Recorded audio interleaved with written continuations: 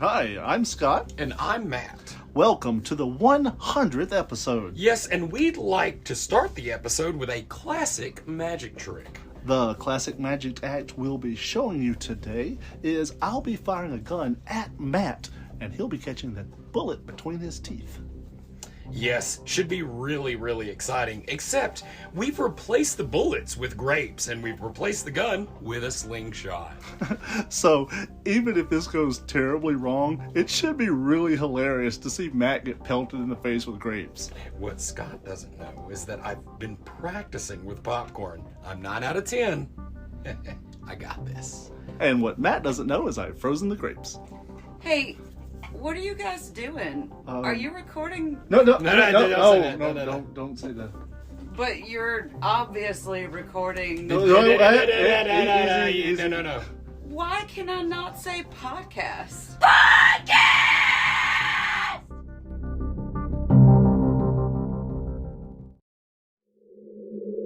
Oh no! It's morning! And that means it's time for the ROTN Mournings Podcast! Best way to start your morning off.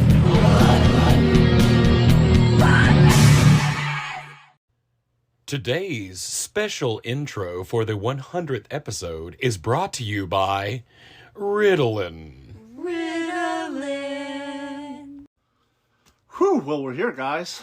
Yep, Wow. we are here. Welcome to the 100th episode. This is the 100th episode. I hope you enjoyed it. Episode over. Bye-bye. No, That's guys, not that's how Scott, it goes. get the fuck out Guys, of this here. is- Fooled ya. This is Rotten Mornings. I'm Scott. I'm Matt. Oh, we. I'm Brandy. And I'm Grim. Yay! Yay! We did it. We Oh. made it to Number 100. I know we promised you a big, fanfare of an episode, but this is it. We got you a cake, though. There- The I cake told is in you. your mind, boy. the cake is a lie. It's a poop cake. It's a patty cake is what it is. Yeah, we got a lot of interviews coming up on Yes. today's show. Super jazzed about that, and we're super jazzed that you guys have been with us for every single episode. We started this thing not thinking if it would work or not work.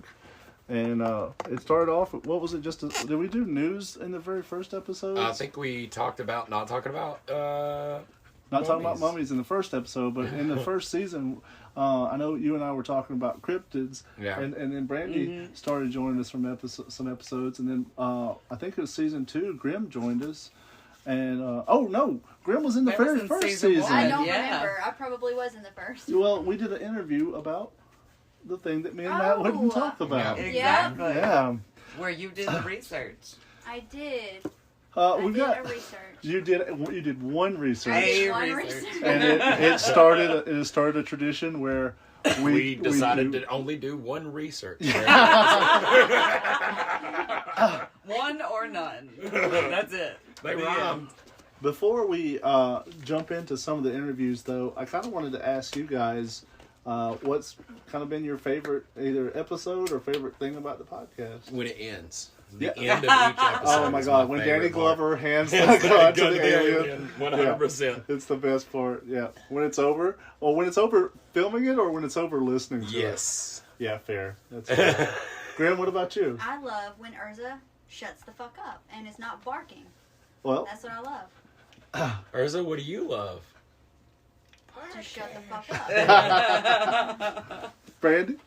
I don't know. I love when I'm listening to it. I love our random insanity chaos vibe that we have going on. Fuck But yeah. when we're doing it, I enjoy actually knowing what I'm supposed to talk about and having a chance to research it. I like that too, but every time we get a chance to research it, we decide Don't. not to. We don't. The way this goes is, I'm like, hey, I'm just going to give you guys a random topic, and we'll just research it. And they're like, we hate that. And I'm like, okay, well, next week's topic's this. And I'm like, what'd you guys research? Well, we didn't do that. I looked up something completely different. Yeah, that's Hey, true. You no, did. I Yeah, have we looked at done something. research before, and then the work week happens, and I don't have time to look at it again. That's and fair. then And then we're recording, and I'm like, well, I can't remember everything I looked up, but That's it's to be fair. honest, somewhere. I love looking it up. I love learning about it, but I'm constantly forgetting what I'm learning. So Exactly. Yeah. It's something new each time. My even if I did favorite know thing about about the podcast is how much work Google puts in. Yeah. Yes. Thank you, does Google. put in a lot of work. Yeah. I like it when we have done tons and tons of research and then the podcast devolves into Fart bofa. It's so silly. Bofa? Yeah, but that's. But for what? Both of these nuts. Oh no! Get out of here. But I love how no matter what topic we come up with, each of us has a very different viewpoint on it. That's true. That's true. We all have individual perspectives on things and different ideas about things, and it's kind of neat to have that mesh. Guys, honestly, this podcast is more fun for me when I get to be here, Yes. and all of us get to be in the same room, and we're all looking at each other and mad googling And can see each things. other's facial expressions. Yeah. We don't have a lot of news to talk about this week. We are shooting this a wee bit early. So we can at least say that we spent all day today shooting at the Haunted Chicken House Yep. with DeBobo. DeBobo. Getting a commercial for his popcorn, getting some other stuff, doing some TikToks with him. We also had Smiley out there and Nipples the Clown. Oh, you said that. Not Would excited. you stop? That's an interesting Damn it. one. Good, good. Dumbass That's the damn- way he said it. damn So dog. Oh. just, you know. He says it Yeah, like he that. says it's like, oh, my name's Nipples. That's awesome. Well, guys, thank y'all. Seriously, this has been a lot of fun. And thank you guys listening. This Scott's has been a gonna blast. die. I was wondering who's dying right All of us. Thank you guys for all the memories. now. I vote Urza. Don't forget to drink your Kool-Aid. The next episode you hear will be of the new season. And the new season, we've got some really exciting stuff that we don't want to talk about and spoil it for you. Yes, because we don't want to talk about it. That's exactly I correct. don't know what that is. Awesome. Well, let's get this party started. We're gonna jump to commercial. That's how we party. Yeah, commercial party. Yeah. Dur, dur, dur, dur, dur. Hey guys, are you listening? Shut up. We'd like to tell you about today's sponsor, Processed Meat Feet Farts. Processed meat farts are the best processed meat farts that you can get across the Dixon line. So meaty and farty, too. So check out processed meat farts today. It's a gas. Yeah, come get you some of this. Alabama.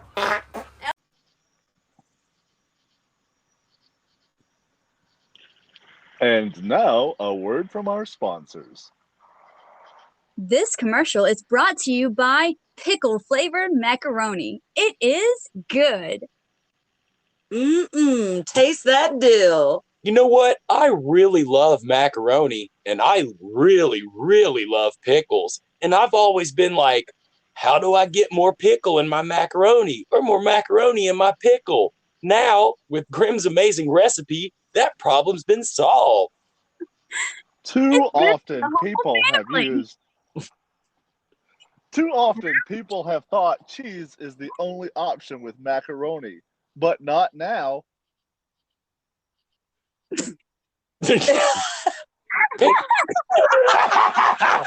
Pickle macaroni is so good it makes us giggle. Pickle I'm pasta. eating it now. I'm giggling. So if you want macaroni and pickles, Eat it.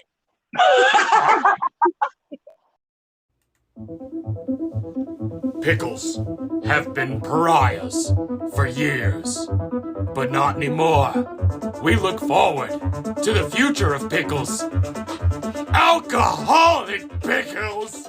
I've had so many sober times when I had pickles. It's time for that to come to an end. Pickles with a kick. Pickles will kick you.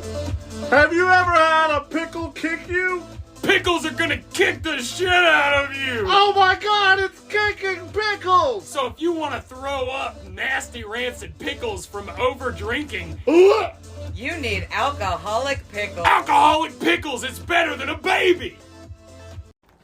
This episode brought to you by Little Tiny Cans of Pringles. For all your Little Tiny Cans of Pringles needs, try Little Tiny Cans of Pringles. So coming up next, guys, we've got a very special interview for you. My peepaw, Tim Miller from Hellbilly Hollow, will be talking for the shortest amount of time. I'll vomit my shit up. Hey guys, it's part of our 100th episode. We're sitting here with Tim Miller from Hellbilly Hollow. Woohoo! Don't Tim, you can't wave. Wave at the They camera. can't see your waves. Wave bigger. Goddamn idiot. Hello, everybody out there. I'm glad this is their 100th episode on their podcast. And I didn't know y'all had a podcast, I swear to God. But anyway, Tim Miller here at Vincent, Alabama. I'm one of the owners of Hellbilly Hollow. And I think it's a really good haunt. We're working on it, but that's all I can say about it. We think it's pretty good, too. Yeah. It's fun. So we wanted to sit down and have some time for Tim to just riff for about 5 minutes. So we're going to turn the camera. No, I'm joking. We're going to ask him a couple of questions and get less acquainted with Hellbilly Hollow. Hopefully he'll make up something entertaining. So do you want to start, or you want me to lead it I off? know if you had a question you want to start Yeah, with. actually, give us a little synopsis of when you started the haunt, like year-wise, and why you decided to make a haunt in the first place. This is year 10, going into year 10 for us. The reason we started the haunt is my son went to a school, and they did not, and my brother, my brother's kids, nieces and nephews, and the school did not do Halloween. They did fall festivals. And I grew up on Halloween. I grew up getting scared by my aunts and uncles and teachers. And so we started doing a small haunt here at my brother's house. It started off with 4 or 5 parents, me running through the woods as a werewolf. Had probably, how many, TJ? Probably 7 kids. 7 or 8 kids. So anyway, had fun, good time. So year 2, we had 50 kids at the. Year 3, we had 500 kids here. And kids that we didn't even know that didn't even go to school was showing up. And somebody said, y'all should do this professionally. So me and my brother, we talked it over and said, yeah, let's do it. So the first year we opened, we had 200 kids. All the ones that was coming for free thought, yeah, never mind. But anyway. And so anyway, so now this Well, I heard you say you were going to try to do it professionally. We're still getting to that point. We're still working on it. Year 10, we're keeping our fingers crossed. So, anyway, but thanks to Rotten Reviews, Rotten coming out here helping us, that's really special. Well, now see, that was going to be my question. What do you really think about Rotten? Golly, that's a tough question. Especially since we're all in the room together. The first time they come out, and one of my employees, Amber Loggins, come up and said, hey, this guy wants to know if he can film in the cornfield. Yeah, what the heck? So I went to watch it that Sunday morning. I'm at a flea market, and I'm not doing a whole lot of business, and just start flipping through. And I see this guy with a long blonde hair and boggin and his wife, and he's really cussing a lot. He was angry over something. Oh, boy. And I sit there and I got people around my table and I hear, fuck that. I click, I had to cut it off. So anyway, but since then, I consider them really good friends, and we goof off one another, and I'm telling you, y'all are a good group. And I'm lucky to be, I have been blessed with a lot of good friends in this business. and some that's not so good friends. But anyway, Well, making us all misty. We love that we got our start on this aspect of our adventure. Yeah, fun right fact. there at Hillbilly Hollow. Fun fact we for love everybody that. listening in, the reason we started doing we've been involved with haunts, but what got us to, of course, we have the story of Brandy getting us into doing reviews in the first place, but it was really Food. Tim, after we came here and we met a couple of people, and then I was like, you know what, dude, I'm going to shoot this shot and be like, hey, man, would you mind if we just did a little filming and maybe put together a bullshit commercial? This is before I'd even tried to do that. And we filmed a couple little things. It wasn't even in October. It was for the the Christmas time. It wasn't even the regular Yep. in-season time. And gave him that review and gave him that video, and it's been history ever since.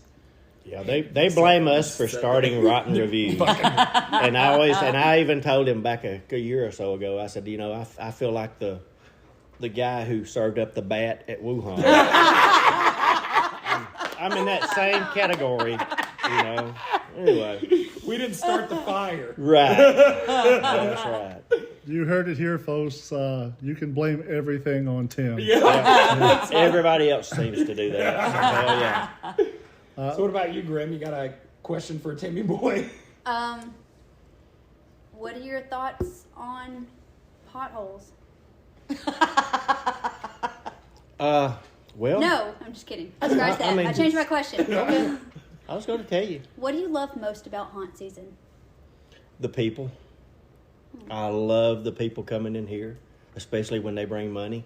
Yeah, That has a lot to do. But anyway, I just the get together with all the haunt actors here at this place. We're like a big family, and you go to it's like going to a family reunion, and then thank the Lord, come November, we don't have to see them again for about a year. Agreed. But it's fun, and that's what I like.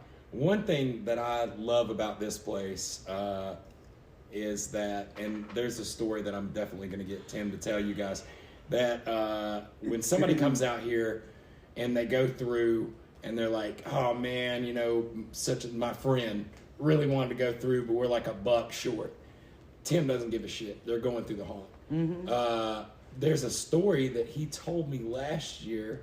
You want to tell that story? The family that came through and the one that was too scared to go through. Yeah, that one too. Yeah. We had a group to come through.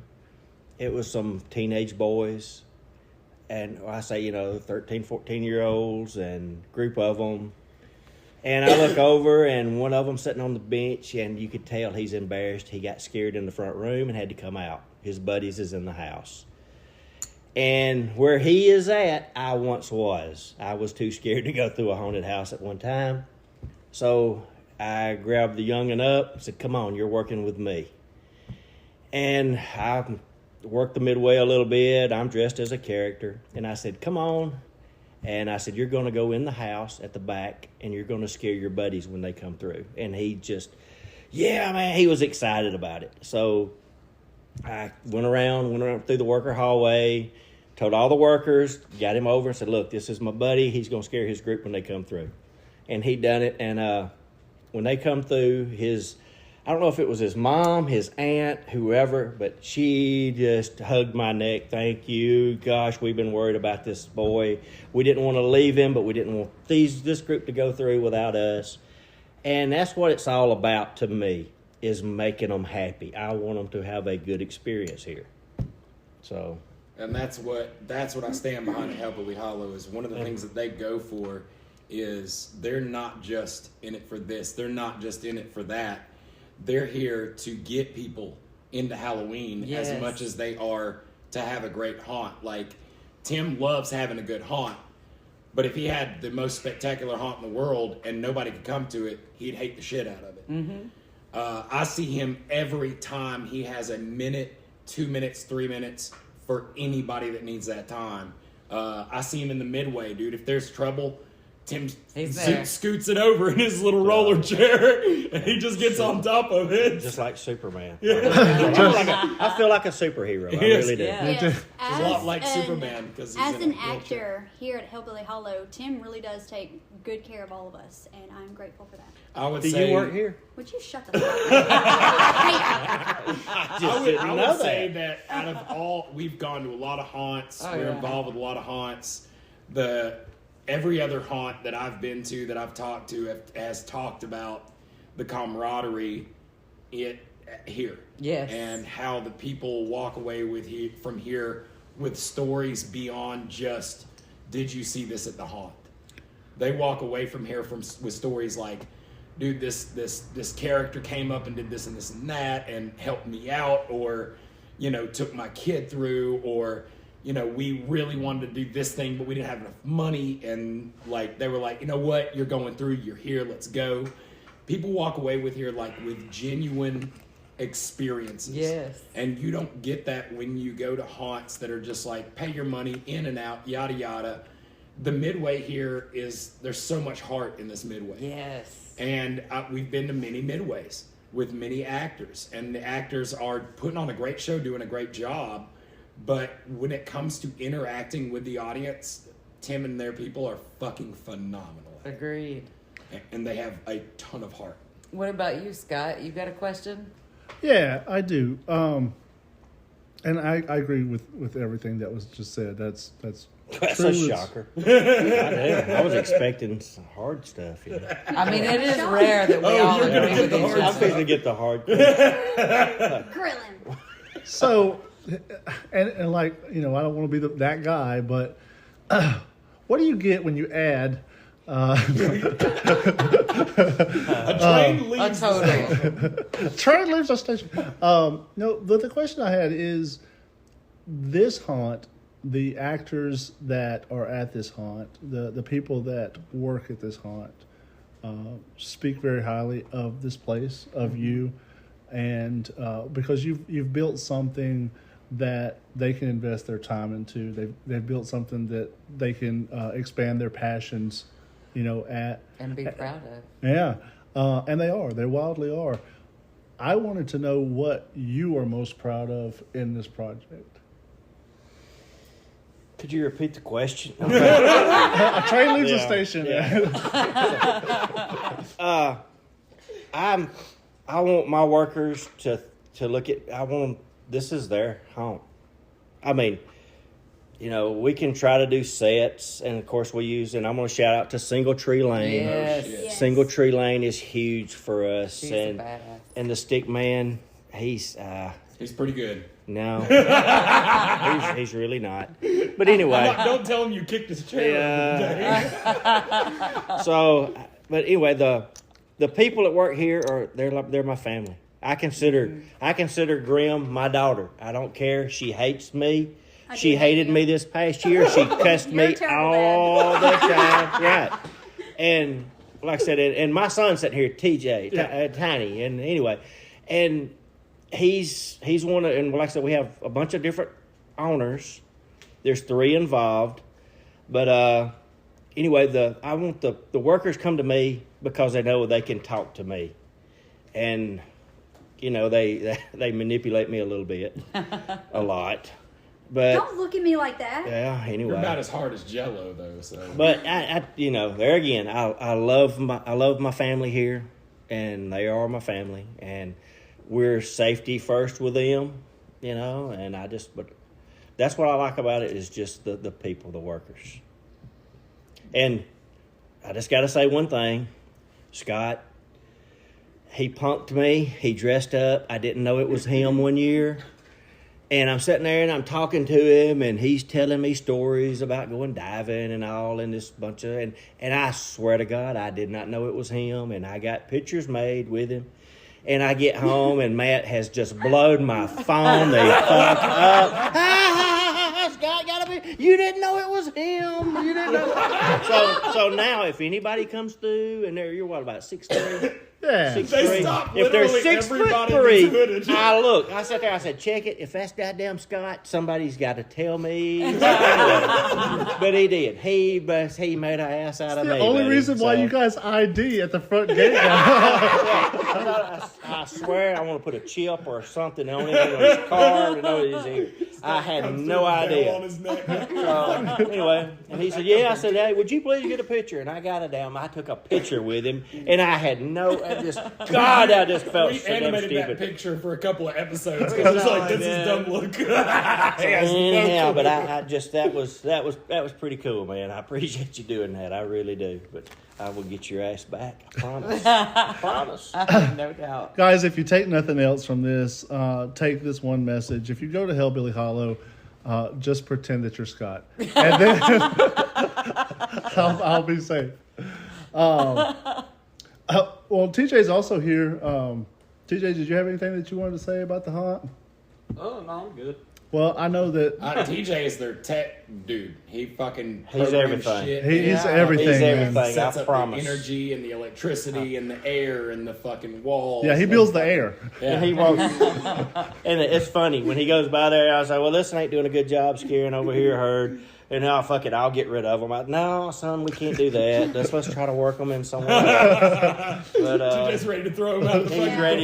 He's TJ's a ready to badass. get rid of them. But poor little old boy's only about 6'8", so he's Poor little fella. Yeah. And then, like I said, hey, I got to, again, my wife Kim, they do a great job at selling at the ticket booth, and so, and then, like I said, my brother David, he's over the tractors. He is, me and him are kind of opposite. The workers have to stay away from him. But anyway, and then, James Shrigley's the chief of police. He's our partner as well, handles security, and like I said, shout out to him. So I'd say shout out to Crystal, your lead maker. Crystal, yes, there's so many, and like I said, Grim and Carrie. I mean, it just there's BB, rah. Who? Mean, all. It was written down on a piece of paper. BB and This is Rah. fucking I never, reading. now, And BB another helps shout a out bunch, and Rah helps a bunch, and I really, and like I said, Daniel Clinkscale, shout out to him. He's a good one. So There are so many amazing pieces to this haunt that you have cultivated. I gotta give another shout out to Single Tree Lane though. they are the best. Amazing. Marie's She's such a badass. she's awesome. She is awesome. And if you guys want to see the only time we have ever got her ass on film, go back and watch the live, the second to last popcorn review we did For last year. 2021. Because we got her and Stickman in that video. And that was awesome. Briefly. She does the mask. Yes, and the and sets she does our sets. And she is a loner, and folks around here want to help her. And I'm she the does buffer. not I want have that. to be the buffer and say, we want to help. I say, no, you don't. No, you don't. Stay away from her. No, you don't. But like I said, we build the room. She decorates it. And old Tiny, he takes care of the lighting and the music. And so... And then Making Grim sure goes in there everything and works fucking and all Grim, engineering. yeah. makes people pee themselves. It's fun to watch. And Tears things up. I sat there and watch the video. We go back and we have cameras up, and I love to see how my actors, how bad they're doing. But Grim, they hit it every time. Her and Carrie are great, and it's fun to watch them. Why, thank you. It's like Grim is like a damn line just waiting on the prey. She is swaying She even back does and the forth. sway when she she's- I've seen her sways in the back room, and like- forth. I thought, what in the hell is this crazy bitch doing? And I it didn't sure know does. that. Very but- predatorial, like the way a spider will kind of move. I'm ready. But like I said, hey, there again, I feel honored to be on the podcast for Rotten. I really do. I'm glad you know And about it now. That means a lot to that's, us. Maybe so you'll listen to now it. I'll have to Probably listen not. to it. Probably not. And, This is all just a trick to get you make an episode you have to listen to. So the 5 viewers that's listening, I can give you my. If you're shooting a little high, I want like 3. You can give them Is there your 14? credit card Is there number. You're 14? safe. Is there 14? Is there There's at least 14? 14 people. 14 that people listen to listening. this Okay. podcast. 14 seems to be my lucky number. But three of them are in this room. Oh, yeah. I'm in the podcast Crib and I does never it. listened to it. I do not. But Rick I can't will. pay attention long enough to listen to a full I'm podcast. trying very hard right now. Well, like I said, hey man, and y'all love haunt. I mean, yeah, that's what y'all I are live into for it. Y'all are. It's fun, and is. I feel like this is a cross between Monty Python and Kids in the Hall. Yes. To me, Fantastic. is what y'all are. Aw. And I mean, y'all are the What's that mean? greatest- You win later. I don't That's good. understand. That's It's good stuff. That you wouldn't Y'all are artists. I mean, you say you're writing review, y'all are artists. And like I said, hey, shout out to my buddy Chicken Dan. Chicken Dan thinks the world of y'all. We've got him promise you. even fooled more than you. And Chicken Dan is he just cannot say enough good things about y'all. We love Chicken Dan. Yes, I mean, we do. and it started here, and Yeah. you sent us to the To haunted Chicken chicken Dan, house. yeah. Yeah, hey, hang on. And listen to this. I sent Matt up there. Matt and Brandy, y'all went. So I'm on my way, and I'm going to Arx Mortis. Can I say Arx? Yeah. I'm going to Arx Mortis on a Sunday. And so Chicken Dan calls me, and, hey, man, what do you do? So I'm going my way to Arx Mortis, and okay, you'll enjoy it. And he said, man, I had trouble at my haunt last night. I said, oh, hell, dude. What happened? He said, some punk, long-haired with a damn boggin on, come up there, thought he could film. And I'm sitting there thinking, damn, that sounds like Matt, and I said, oh, dude, I hate it. And he said, yeah, I got into a fight with the county cops. And he said he was, Matt Wright were writing reviews, and he could film, and he was a jackass, and I'm eating this shit up. I'm damn, not Matt, y'all didn't arrest Matt, damn it. And we sat there, and I said, dude, I consider him a friend. And he said, well, if you consider him a friend, why did he want me to punk your ass? And he'll make this shit Why up? did you tell me to say this? Damn. I'm going down 280. I'm driving. I'm going down 280, and I'm already going down. I'm going from 65. I'm already at a 35. I'm on the phone just thinking, oh, shit, man, I ain't believing. Anyway, they got me. So, hey, that's, I'm gullible. They got me. Scott's got me. Yeah, it's fine. That's fine. That's no problem. So, I love the back and forth that you have with the chicken house. Yes. I love the little sign war that we had for a while where you put the sign in the portalette. Oh, yeah. There's another great thing. This is a rotten victory. To me, this is a rotten victory. When we first did our first review here, one of the big things is because of bathrooms, I'm picky as shit when it comes to bathrooms. I like them to be clean, yada, yada, whatever. So one of the things that I was like, oh man, the bathrooms are clean. They're all nice. There's no lights in here. Oh, it's my really, God. really dark. And then the next year we came out, he fucking had lights in there. He's like, you like your fucking lights? So we go in there and we film, and I'm like, you know what? The lights are good. The lights are really good, but I wish it was a different color. I wish it was red in here. So this motherfucker gets a picture of our False Day poster, puts it in the toilet, changes the walls to red, and he's like, here's your red toilets, you fucking asshole. All of that led to the creation of the Poo Drop Inn. Yeah. And now they're one of the few haunts that are primarily out in rural Alabama and have the best fucking bathrooms. Yep, we turned a mobile home, a 73 model, into bathrooms, and that has been the hit. Folks really, especially during the Corona stuff, man, portalettes are nasty. Oh my God. But anyway, you can come in there and piss in a tub and get you some lemonade while you're here as well. But anyway, we've had fun with that. But if it wouldn't have been for you busting our balls about it, we'd still have portalettes on there. And that's just that really helped. And I mean, that's literally the only win I've ever had in the whole career. I will fucking take it and run with it. Well, guys, that's been a lot of fun. Tim, thanks so much for sitting down and chatting with us. Guys, we talk about this haunt on the podcast that Tim listens to all the time. All the time. we call him out by name. We actually do talk about it quite a I'm bit. sure you do. We've actually A lot made of people couple do. of random We've made ass commercials, yeah. yeah. Also. For the podcast. But if you guys don't know, it's Hellbilly Hollow. It's in Vincent, Alabama. It's one of the best haunts in Vincent, Alabama. Yep, easily. Easily. Yeah, we got rated one of the 14th best in Vincent. So, come on out and see us. Oh my fucking And, god. and I got to tell you this right now. And gas prices are soaring.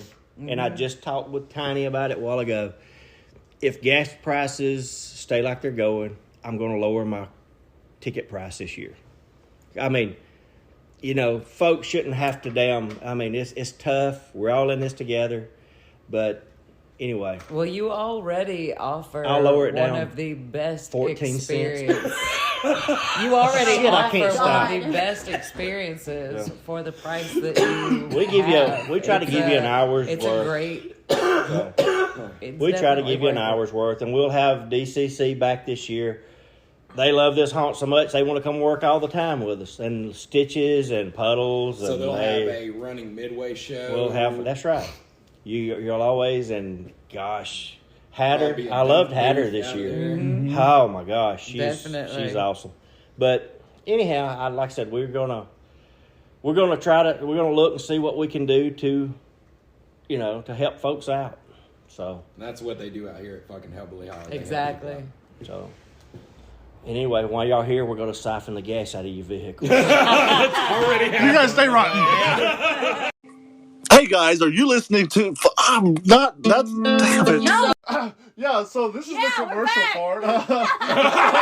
Jess died. It's not a big deal. I'm glad that you guys are fighting for this part. Yay! Yeah.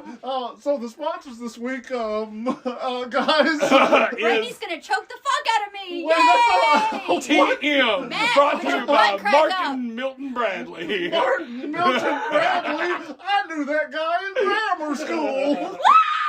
Oh my God! This is what our sponsors ad has turned to. Urza's so sick of our fucking shit right now. Look at her face. She's so sick of our shit. It's like, when are you guys gonna shut It is so up? weird how similar Urza's face is to Brandy's expression. Yeah, similar sick of your shit expressions. Spot on. It is spot on. Okay, Are guys. you imitating me? So that's our ad. Yep, that's pretty good. Ad. Commercial. I'd sponsor the shit out of that. That's okay. I'd get all up in that sponsor thing. Andy, you were doing first. You know what we haven't done an ad for? Oh yeah, the podcast, right? Yeah, the podcast. We should do an ad for the podcast. We should totally do Okay, that. well let's do it like and here I'll start it off. Me and you, then and okay, just me and you. All right, ready? Okay. Hey, are you looking for a podcast that's super entertaining? Are you wanting a podcast that gives you the news? Podcast! That's not what we have. Rotten Mornings podcast. Listen to us. Yep, listen to Rotten Mornings podcast. It's a festering pile of poo. If you're not already listening, then how are you here? Give us Right. your ears. Keep listening.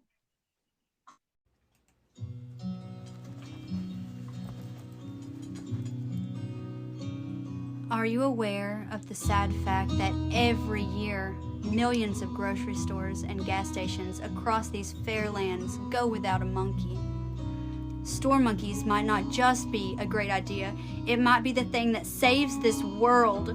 So please, sign my petition to help us get a pet store monkey at Buckeyes and Argo, and I very well may keep my job.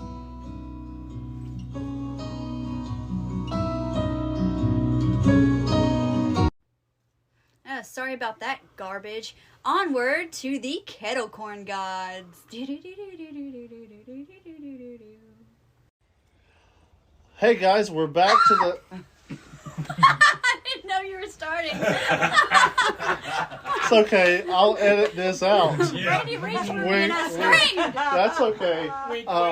Guys, this is the 100th episode. I know everybody's excited that we've done 100 episodes, but We're not. Everybody else might be, but I thought it would be good for this episode. We finally have some good stuff. What are you talking about? that's good. What are we That's doing? a good segue from nothing. It's a great segue to start off with. What are we doing? Well, is this Podcast. the Yeah, don't say that word. I knew. I did it on purpose. A bird just fell out of the sky. It's like all of a sudden birds start raining. Like, Yeah, it's holding a little sign that says, "Don't do that." kill me. Yeah, but we're here with the Good Stuff family here. Woohoo! Yay! Yay! I'm so happy. Yeah, here we are. You guys want to introduce yourselves? Tell us a little bit about you. Hey everybody, this is Russell, aka Mr. Goodstuff. It's Becky, Mrs. Goodstuff. And Grayson, aka Snickerdoodles. Yes! And of course, you got all these other assholes here. Yeah. I'm an asshole. Yeah, we talked about who we were in the previous segment on this. That we did. Yeah. 2 weeks from now, this is gonna be really complicated. So, no, this is good. Yeah, but since we got you guys here on the 100th episode, we kind of wanted to kind of talk about. We've done a lot of reviews. Yeah, I've done a lot of reviews. Thank you very much. Here at Rotten, we are all about the good stuff. We're all about being rotten. That's awesome. But if you guys haven't seen the reviews, go check those reviews. They Yes, are on the please. Facebook page. And if you haven't gotten the corn, go get the corns. That is kettlecornemporium.com.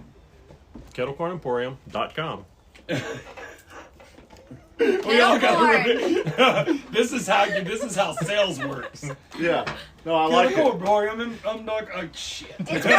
It's Here's where the That's how communication sales breaks works. down. Yay! What's awesome is that Everett is now typing that in chat. Right. Click corn is the link to it. Here it is. Thank you, So, Everett. if you guys watched our live, however many weeks and nights ago it was, because this is 2 or 3 weeks in the future, we posed some questions to them. So we're gonna go over that same line of questioning that we did before. So if you heard it again, we don't care. Yeah, we don't give a shit. What do you think?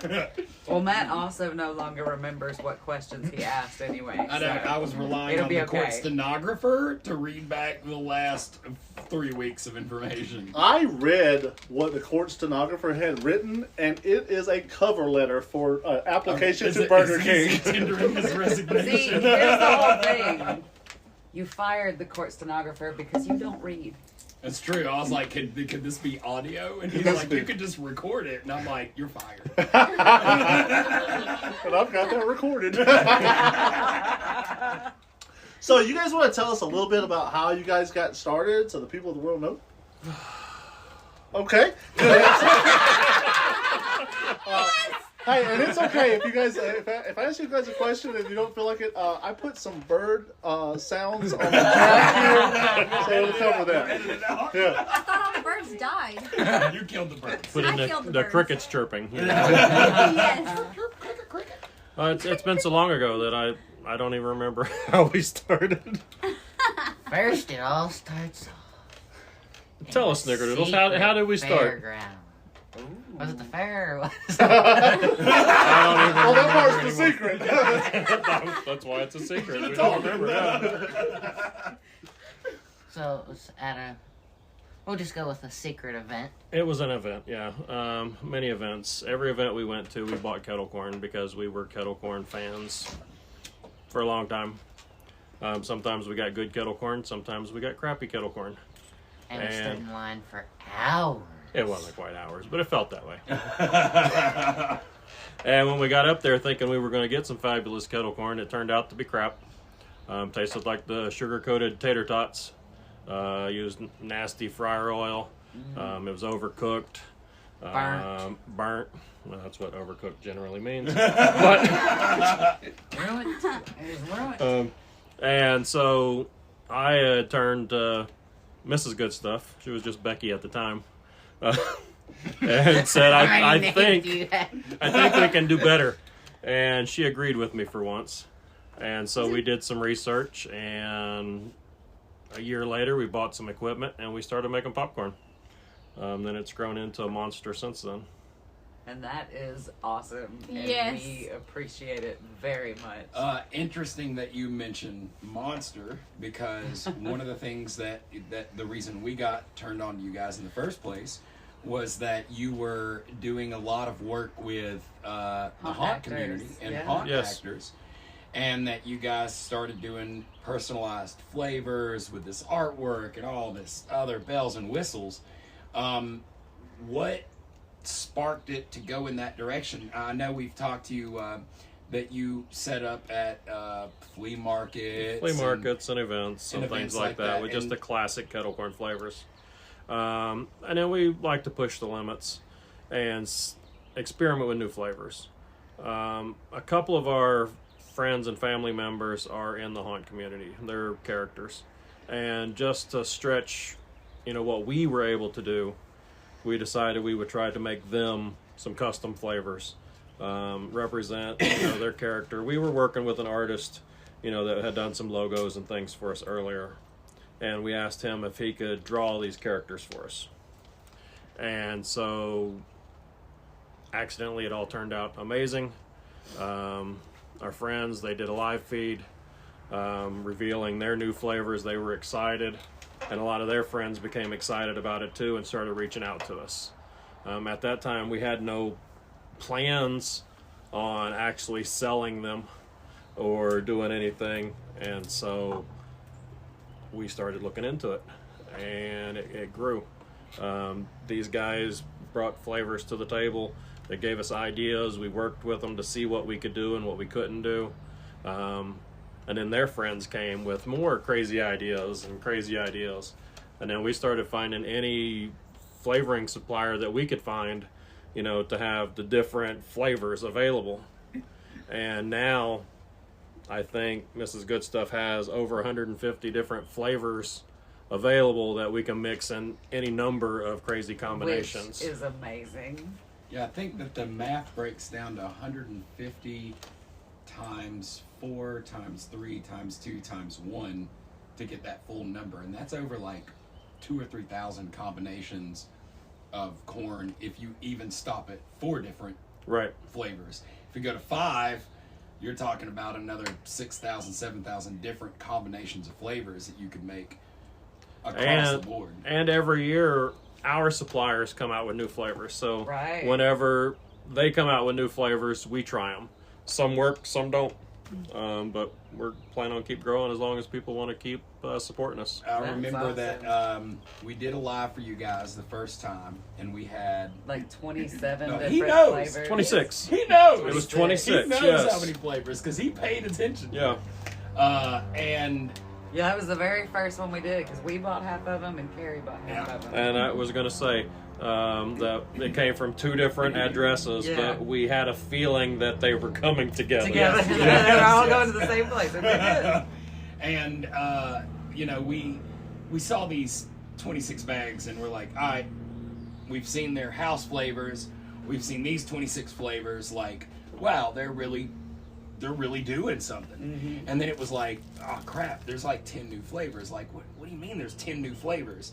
And then there's 5 new flavors, and then 6 new flavors, and then 10 more flavors, and it got up to I think 86 at one point when we was like, holy crap, they've got like all if these you'll house flavors remember, when plus we these first 86. started doing our lives, we were numbering them. Like, this is the second one, this is the third one, this is the... By the time we got to 5 and 6, it was already like, I don't know how many times we've done this. It's when how many we did ever? episode 7 3 different times. Yeah, I think we said 7 3 times. Yeah, and I think that's when we stopped trying to number them. Then I remember after those doing 6, 7 different lives and trying the different flavors, that I saw you guys post up on Facebook a list of like every flavor, stuff I couldn't even imagine being flavors, and we're just like, oh my god, dude, like there's chicken, there's bacon, there's butterscotch, there's freaking butter, there's all kinds of different Pickle. cheeses. There's The pickle. sweet and salty. I love that. And like, it's Yeah, the pickle, There's I did beer. not There's expect wine. to like, There's but it was everything. awesome. Like, and I'm just like, how? damn, there's gonna be a lot of lives. Yes. But every single bag of popcorn, depending on what your taste is, regardless of if it's your favorite flavor or not, the popcorn is phenomenal. Like for real, there have been a few. Well, early on, I learned real quick that there wasn't going to be a flavor that disappointed me. But early on, there were a few flavors. I was like, They were questionable, right? I'm not really interested in trying this, but I'll do it. Every flavor I've been happy with, even the ones that I knew, like without a doubt, I knew I was not going to like it, and it was fantastic anyway. Yeah. Flavors I do not enjoy, you have found a way to make me a fan of. I think that's amazing. That makes me really curious, though, because I'm glad you brought that up, Randy. And that was one of the questions that I wanted to ask you guys. I don't want to know your favorite popcorn. That would be a terrible thing to ask you guys. There is no such thing as a favorite. Yes, but if you could indulge me, do you guys have one that you are comfortable saying is in your top 10? Well, we've got top 10s. I got top. I can't tell you what all 10 Top of them 40. are. Because I can't just throw pick out two. Name any popcorn. Honestly, I think I have a new favorite with each batch that we try. Every time we do a live, there's a new popcorn that we're like, oh my god, that is so much better. But then we'll go back and taste the other ones, and it's like, oh my god, that one's so much better too. Well, I think we all know what Matt's favorite is, but he can kill a bag in one sitting every time we get a new batch. That wouldn't be the pucker face, would it? Yes, it is 100%. What? And I feel bad because it's not one of the character flavors, but good god, man. Well, that's also what I was going to say is the only bag I've had a hand in of it disappearing immediately was the sweet and The salty. sweet and salty. The sweet and salty was what started it. That was the very first flavor that we learned to make. That's the classic kettle corn. I love Was it. our take on classic kettle corn. We've tried a lot of other vendors kettle corn, and it was okay. But I did enough research that I wanted better than okay. Yeah. And just listening to feedback from our customers, that's too salty. That's not sweet enough. And we built it up to where we weren't getting these complaints anymore. So I felt that we reached that point we wanted to be. But then there was nowhere else to go with that flavor. So that's when we started with the other flavors. That's awesome. I do. I love the sweet and salty and the old-fashioned caramel. Yep. We've had some of that too. There is one flavor y'all have that I haven't seen as a character flavor that we actually tried to get a bag from you at CreepyCon, but and then you didn't neglected come back us and we never didn't came back. We didn't come back. I know. I The first honestly- time we met them at CreepyCon. And I We're still like, have yet to order. oh my it, god, too. I it's still- Mr. Goodstuff. Hey guys, how's it? Oh, so, There's so many people. All these people, I don't even know what the hell's going on right now. Yes, the entire time. That was Yeah, amazing. we were very distracted. And that would be the jalapeno cheddar. Yes, it is. And I still have yet to try it. And we've too. probably only made it a handful of times since then. So next time we place a flavor order, I will definitely get some more of that flavor to make Brandy some jalapeno. Well, you do not have to do that. Well, we know we don't I have do to. want to try it, but I'm also hoping maybe one of your characters will pick it too. So There was another bag of popcorn that you killed off, and we ordered another one also, and it was DFA Sunrise. Oh, that's right. Yes, I did like it's that. always the, a nice the combination. The white cheddar and the caramel. Yeah. Oh yeah, that was and really I killed the crap out of the Von Bones also. Yes. Yeah, it's got cheddar, white cheddar, Yes. caramel. Yeah. It's so good. But I mean, to say that, there's no way I can say this was my favorite flavor. This is my No. favorite flavor. But I can definitely say there are certain ones of your flavors that I can't like just put it on the shelf. Yeah. I cannot stop eating it because it's like I can't stop eating this popcorn. This is phenomenal. Every time I eat it, I smile. And I've said before on many of our lives, the beautiful thing about the flavors of your guys' popcorn is it's not just a flavor, it's nostalgia. Like all the way down to you guys capturing flavors of things that exist not as a flavor, not as a strawberry, but as a certain kind of soda, or as a certain kind of cake, or a certain kind of ice cream, that it captures it in, there's no comparable flavor to it. Yes, Urza, yes, what's your question, ma'am? Right, okay. Oh, yeah. What's your favorite flavor, Urza? Not taco. Whichever ones we let go. She said the milk bone, but I don't know. We haven't made that one in a while. I know. I'm going to try to talk to them about it. We'll get something out of that, I promise. I did have another question, and I know that it's probably different for each flavor, each character, but is there like an average time in general from someone contacting you trying to get their own character flavor to it actually being a finished product? Oh shit! Yeah, it varies. A lot of it depends on how many people are reaching out at one time. Right. Because sometimes we get overloaded. Yeah.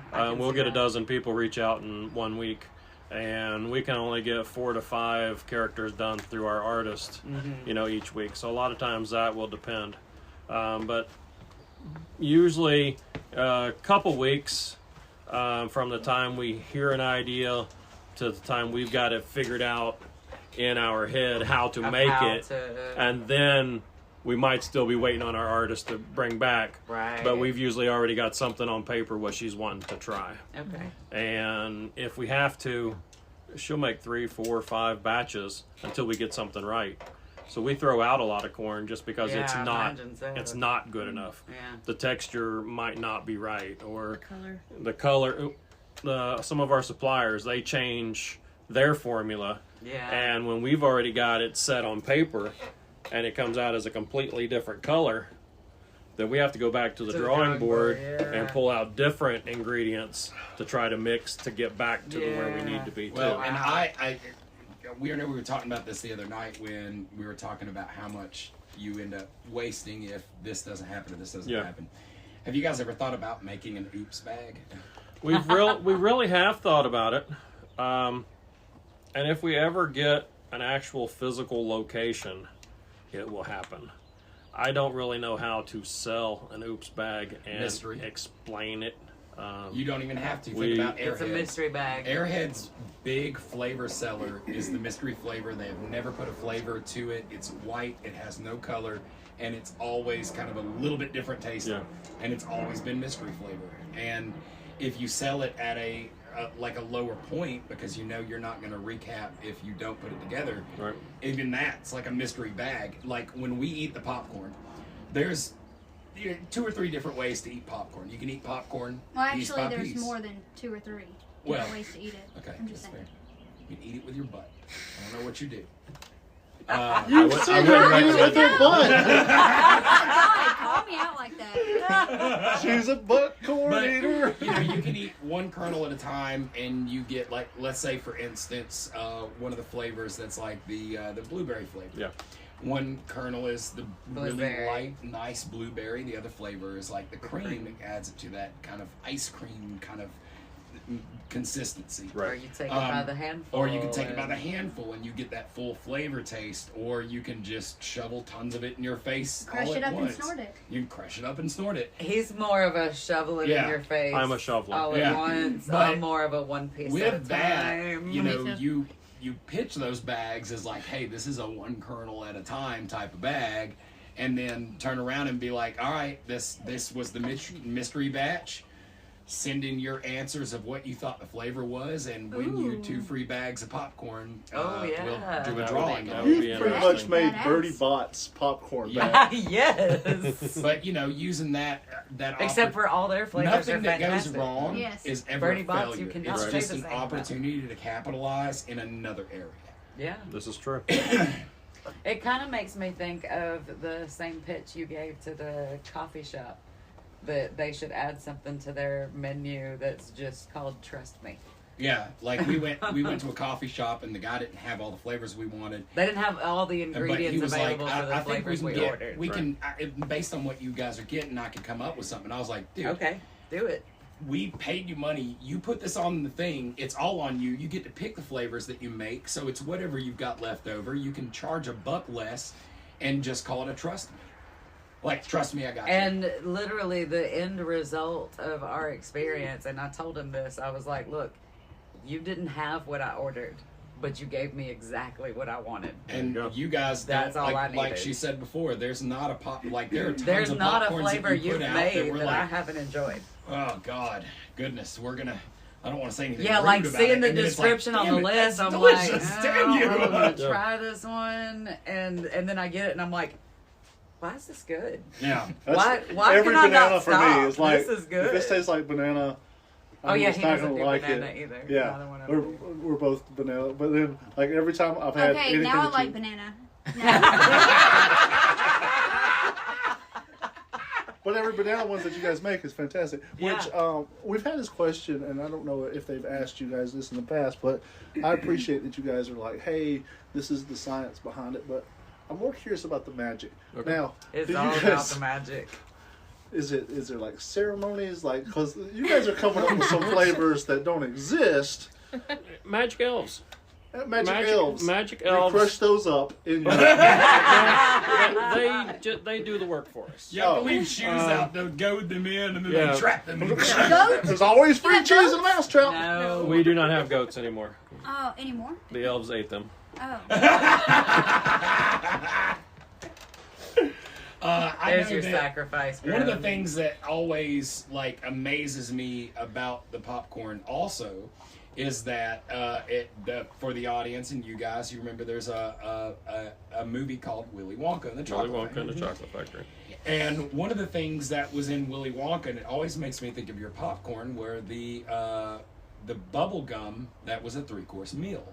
And she could chew the bubble gum, and it was like, oh, okay, I taste the orange juice. Oh, now I'm getting the steak, and oh, now it's like a blueberry pie. Custard. That's how that popcorn is. It moves through Yes. flavors. Like it starts off one flavor, it hits you with the second backup flavor, and then that aftertaste is a whole nother experience. And then when you have altogether. the different flavors that we're trying one at a time, and then both of them together or all three together to get the full thing, they're all so different. They are. And we can describe it differently every time. And That's really interesting too, because one of the things that I know we've all talked about, and you guys have talked about several times, is like you guys call this chocolate, and you call this chocolate, and this chocolate, and all but of those they're are all different chocolates. Like, yeah. I don't know if there's if it's just reacting with that to give that other chocolate, or We have like I said, we use several different suppliers and different types. We've got liquid flavors, we've got powder flavors, different, colored flavors, and they all have slightly different flavors. And she keeps track of all that in her ingredients, in her recipes, which one she uses for which, and some just play better with a certain combination than they would with the others. You mean the elves keep track of that? Yeah, the elves. She writes the recipe for the elves. because I know we've tasted stuff, and I'm like, that's brownie. That's distinctively brownie. Mhm. And then another one, we're like, That's it's like fudge. cocoa, That's- like or Cocoa that's Puffs or whatever. chocolate Yeah. syrup. Or Yeah, or that's a chocolate Yoo-hoo, Hershey's bar. Or, yeah. There's a bitterness to it. It's almost like Or you're a fiddling with the smokiness, cocoa or- amount Yeah. to change up the dark or lightness of that chocolate. And that's like one of the things about us with chocolate is like we don't like just straight up chocolate. Right. Like it's just chocolate. Well, not Straight fart up chocolate. Well, Matt is not a big fan of chocolate. I'm not. in I've never general. been a giant fan of. I like runts and Skittles Yeah. and Nerds and stuff like that. But he's not gonna go get himself a chocolate bar at any Same. point in time. Yeah. So Well, now I like them. I will. Scott! Ugly sweater But having ass. you guys always have this way of like, it's an experience, and every single Yeah, it bag is. is a experience. That's Like, what we you're not want. And just- it's We want it's it to be an adventure. experience. It's a journey. Nobody said podcast. Grim did. But everybody's awake now. Nobody, Scott. I'm pretty sure I heard her say it. I'm a nobody. Thank God we've got some structure to this thing now. I think I broke your phone. One more question I'd like to put out there. So something we talked about on the podcast was how you... Wait. Podcast! Wait, why did you if you would have done that, you would have totally missed it. Was that, again, your original character was the soda slinger, and eventually you moved to the sort of ringleader. Can you tell us about how that came to be that way, and the ringleader came to be also? Okay, it was an evolution. Actually, even the one with the mug, he was the second, version of that also. The original character's name was Pudgy, and he was clean shaven, but he wore a bowler hat because when I first started, I was going for an old-fashioned look, as Mr. Goodstuff, and it was Mr. Goodstuff Kettlecorn is what we started it out as, and I always wore the bowler hat and the apron, and so that's what he had. Yeah. When I let my beard grow out, that's when I decided to change to the second guy and had the beard drawn on him, and we were going to start up the old-fashioned soda to go along with the kettlecorn. And so that's when he grabbed the mug.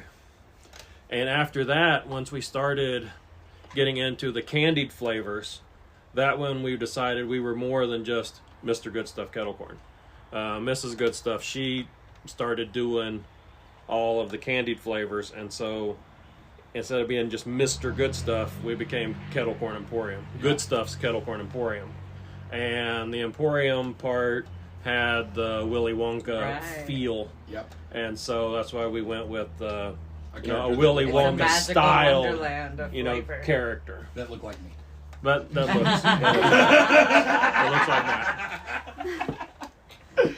that. So yeah, I mean, again, we can't thank you for enough for bringing joy to our palates. Yes. We can't thank you enough for bringing this many people, not only just to know each other, but to know us.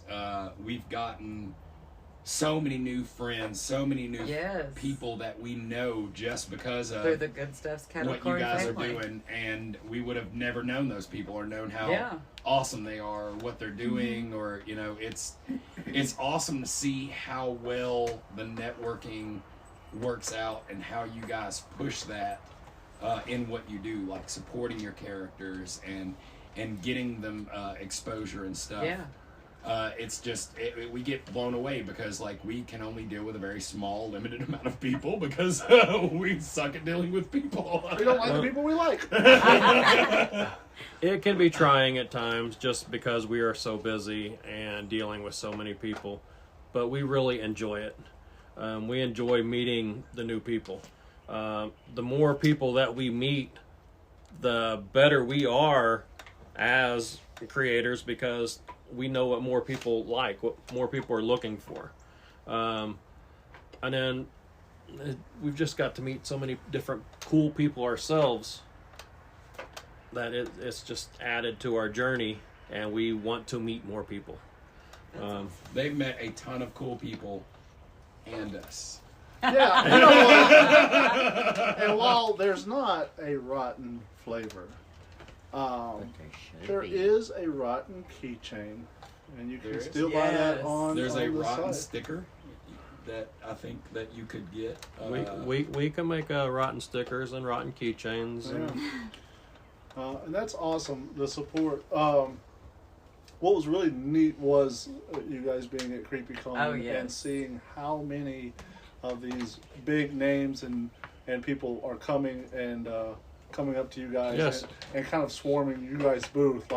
It was a really neat thing to see all these different haunts represented and all these different people represented. So, really thankful for you guys in that, world. Yeah, CreepyCon was a great experience for us too. At that time at CreepyCon, we had just finished the 50 and a half, flavors, characters that we made that poster for, and the T-shirts.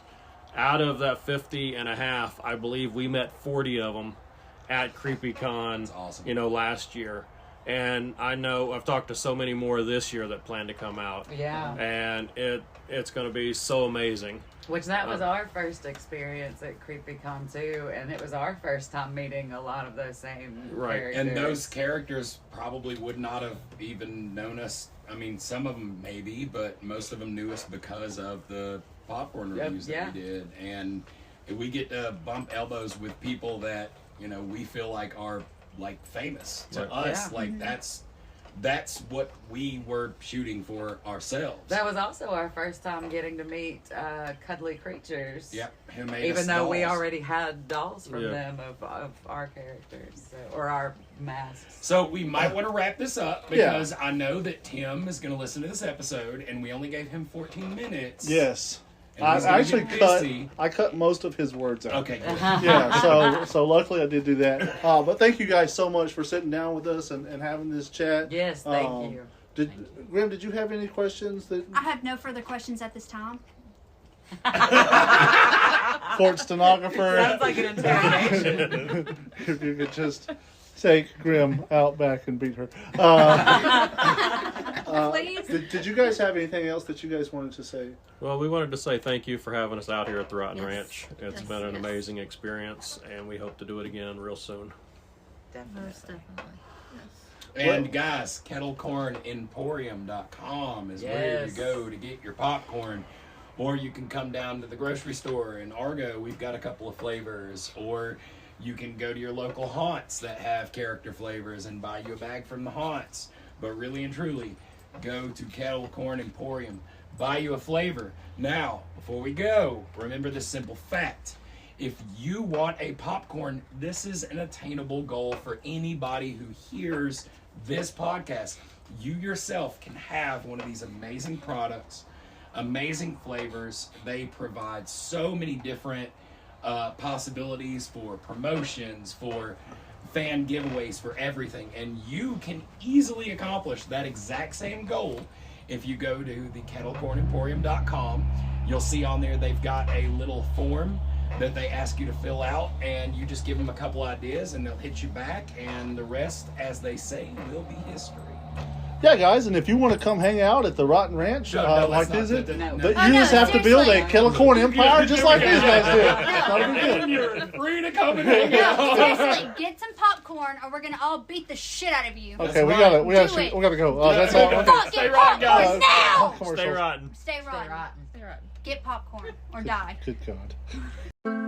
Hey guys, are you looking for a new podcast to listen to? Then we have the podcast for you. Rotten Mournings. Yeah. Yay. It's this exciting all the time. Check it out.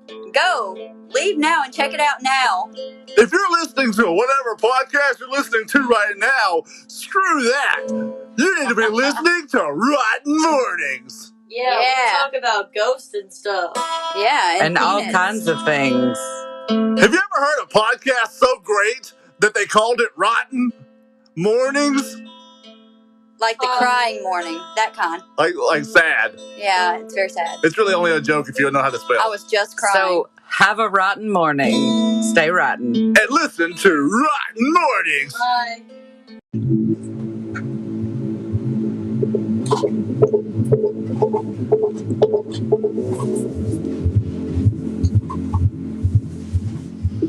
The Insanatorium. No, damn it! Drink, you fucking moron. All right, guys, so this commercial is about the Insanitarium. Insanitarium! Yes. It is now located on Gadsden Highway at 8433 Gadsden Highway in Trussville, Alabama. And what they're doing this year, guys, is they're doing a little thing called the Creatures Carnival. Now, they have recently changed locations, and they are trying to raise money to build another Insanitarium.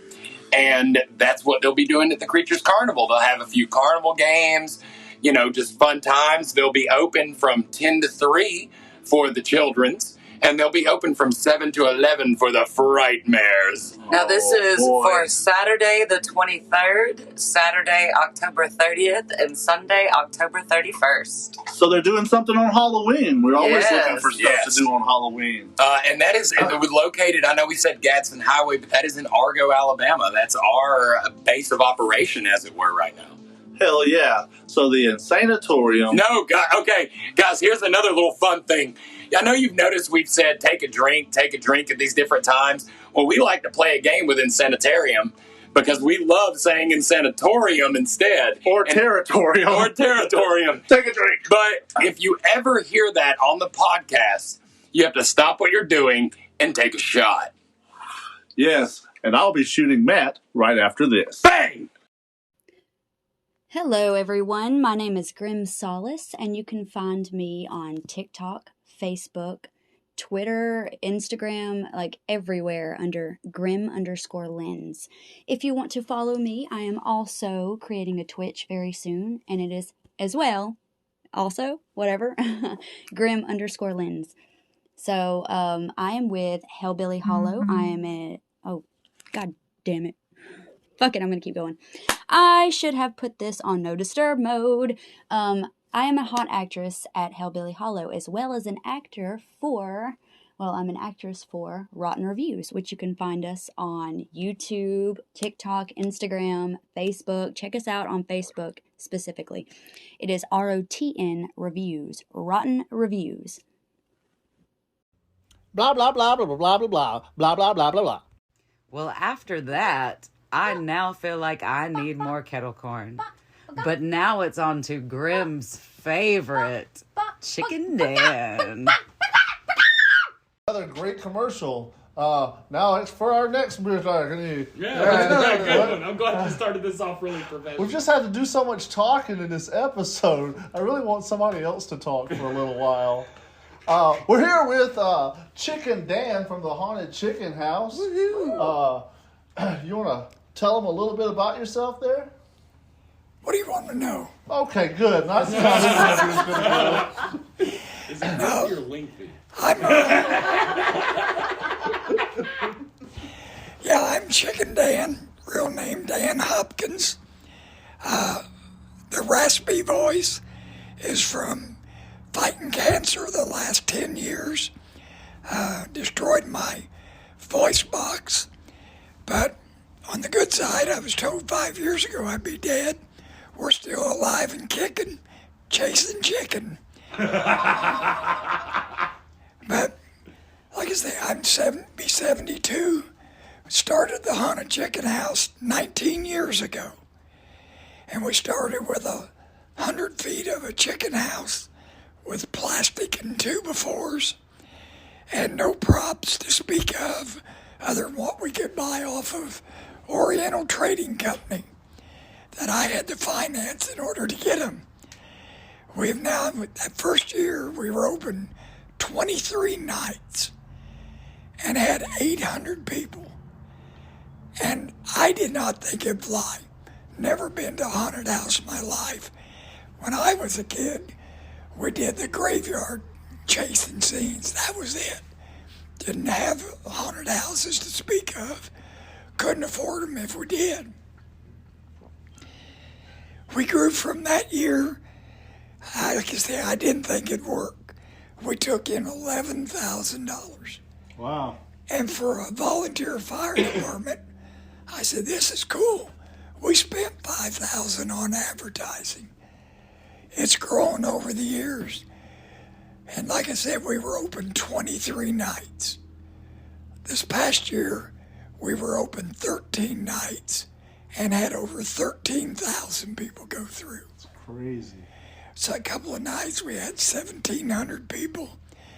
And to put it in perspective, this is in a community of 80 people. To get 13,000 people to a community of 80 is saying something. We're the largest tourist attraction in East Alabama as far as crowd draws. We're real proud of the fact that it has raised a lot of money for the fire department. We're in the process now of trying to get started. The architects got the blueprints. We put back $275,000 in a savings account, but we're just about $2 million short due to the rising prices. When we first started it, it was like $1.3 million. So I think we've done very well in what we've done. We're an all-volunteer hunt. It's a volunteer fire department. All our members work at it. Members from the community, from the elementary to the high school, they come out and volunteer their time. We feed them a home-cooked meal before we start, and then they get half off of all items out of the concession stand. And if they work 1 full weekend, they get a wristband. 2 full weekends, they get a beanie. 3 full weekends, they get a t-shirt. So they end up having a lot of product for coming and having fun. Most of them are too scared to go through it themselves. But they like to work it. It's phenomenal. It definitely shows that this is a labor of love for you guys, and hearing about how the community comes together to create something that gives back to that community is something that we're always super excited about supporting. Yeah, it's amazing. Well, you said that you've been fighting cancer for 10 years, and you've been fighting rotten for 5 now.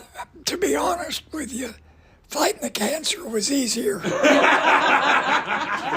I can believe that. It's a lot less annoying. I mean, to have Scott, Jesse, and Brandy, Ben, Everett, Grim, they're all great. But, one bad apple could spoil and that would be Matt.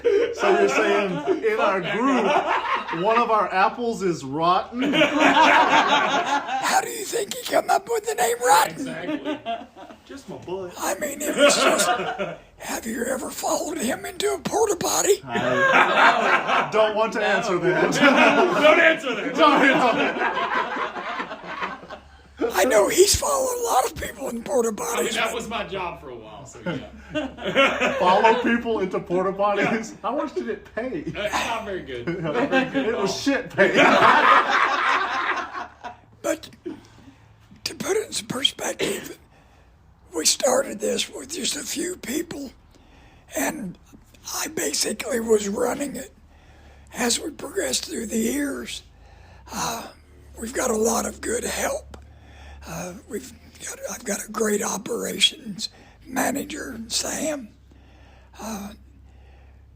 From the concessions, the ticket, the t-shirt sales, but I still get stuck with the shitty details. I'm out there with a water hose, cleaning out the porta potties, filling them up with toilet paper, picking up the pea-soaked rolls. I do use gloves. Yeah, right. Only unless I know I'm giving Matt food. Yeah. He says, "Ooh, that's tasty." What's the seasoning? We've added over the years several things. Some worked, some didn't. We had an extreme room where we strapped our guests down to a table, put a hood over them, and we put snakes up their pants, rats, cockroaches in their mouth, a little bit of everything. Waterboarded before I knew it was illegal. Almost had one girl drown. So the next year we did away with the waterboarding and I went to tasers. Yeah. Water and tasers don't mix. They don't mix, yeah. We have one big bitch. She sat there and took all the tasing I could do. We did her feet. They're everywhere.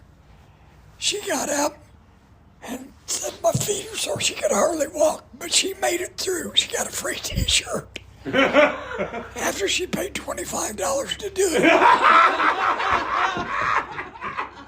That's marketing. That's marketing. The third year, which was our final year, I mean, we saw some things we probably shouldn't see. But that third year, we had a guest come in, and she got up off the table. She didn't make it. She rang out, and she said, "Would you do me a favor?" And I said, "Sure." She said, "Would you taste my nipple?" I said, "Are you sure?" She said, "Yeah." I hit it, and she just... That was my left one. The right one's jealous. I said, "All right, hit her again." She said, "I got one more taste." I said, "Oh, hell no." And they've been married ever since. What a truly electrifying story. So I shut the extreme room down. We tried escape rooms. They didn't work for us. We had a haunted walking trail. It worked, but we just lacked the personnel to put on a good show. If I can't put on a good show, I'm not going to open. Yeah. So we closed it down.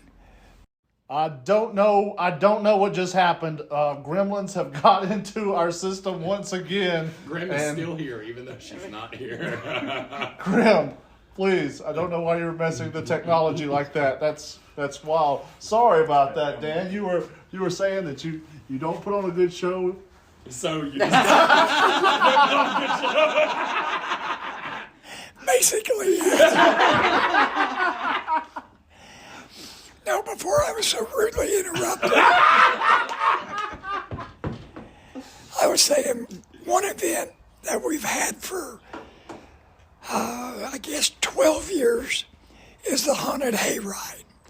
And it's a ride on a wagon out through about 25 acres of ground with various scenes and scares, with actors actually getting on the wagon. It has chainsaws, clowns. It has a little bit of everything. And actually, it's grown to the point that people come off and say, "I liked it as well as the house." The first year we had it, the first wagon came back in, and like a dumbass, I said, "What'd you think?" They said, "It sucked. We want our money back." Never asked that. I learned. We were really rude about that. And that was when we met Rotten. Assholes. So we went. I rode the next wagon, and I agreed with him. It sucked. Did you get your money back, though? And needless to say, I never gave any money back. That's been a policy that we started with and we've stayed with. There are no refunds. We have everything posted. I mean, people come up and say, "I want my money back." Why? It's dark in there. I want my money back. Why? I didn't go all the way through. Why? Well, I got scared. Well, I would say it's a good policy considering that right now, anybody coming back and asking for their money back is just they did not even open their eyes for your haunt.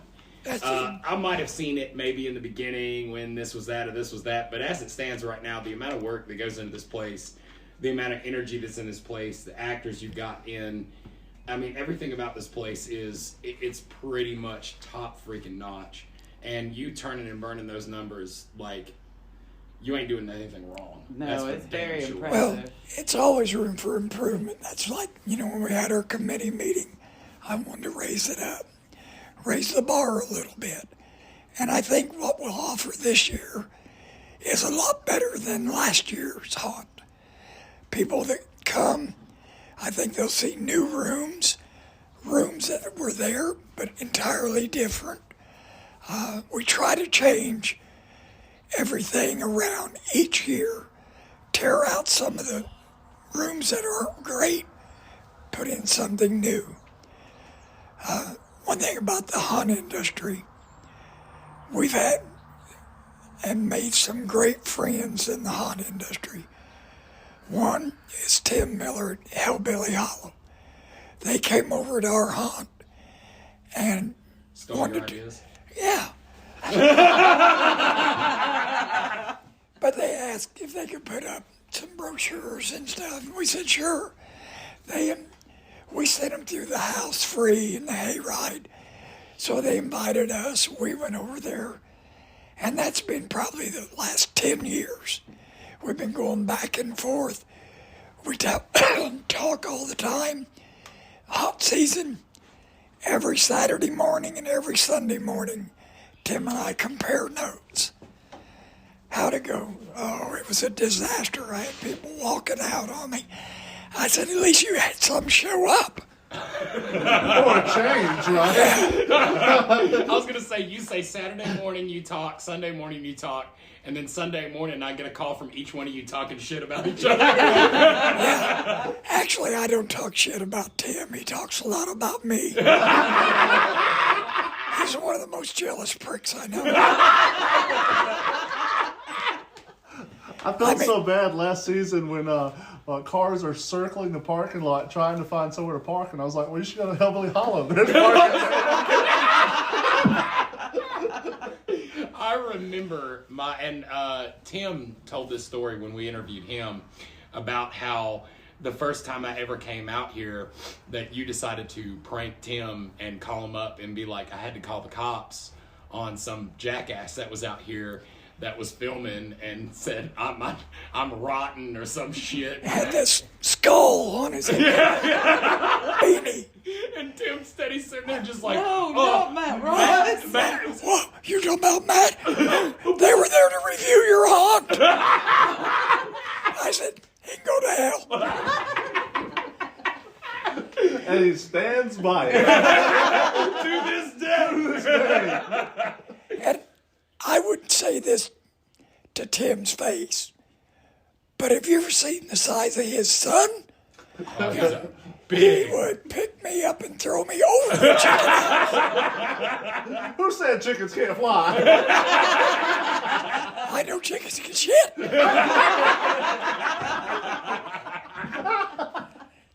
But Tim and Kim and TJ, they're great friends and Chief.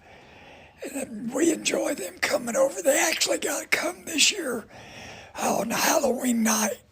And they worked their butts off in the house, the hayride. It was great. We also have a new attraction called the Crazy Train. And it's a ride on a short school bus through the woods, running 50 and 60 mile an hour, cutting donuts, drifting, jumping off of a 12-foot cliff, and it's worth the ride.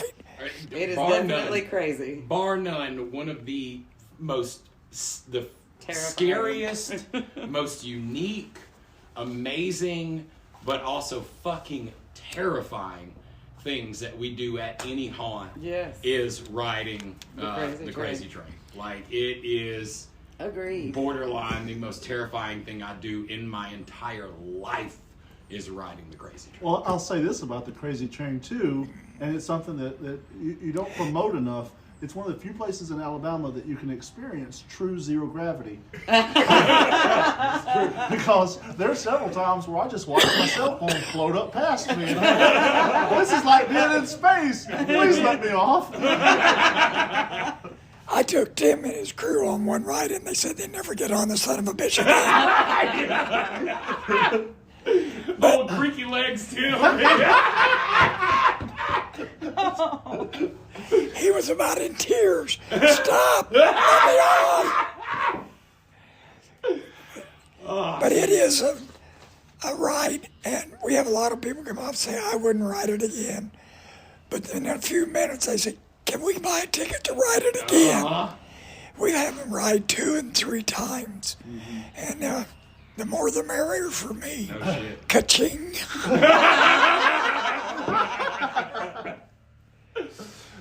It's definitely a thing that once you experience that rush for the first time, you're like, man, that was too much. I need to calm down. And then you start getting the, I need that high one more time.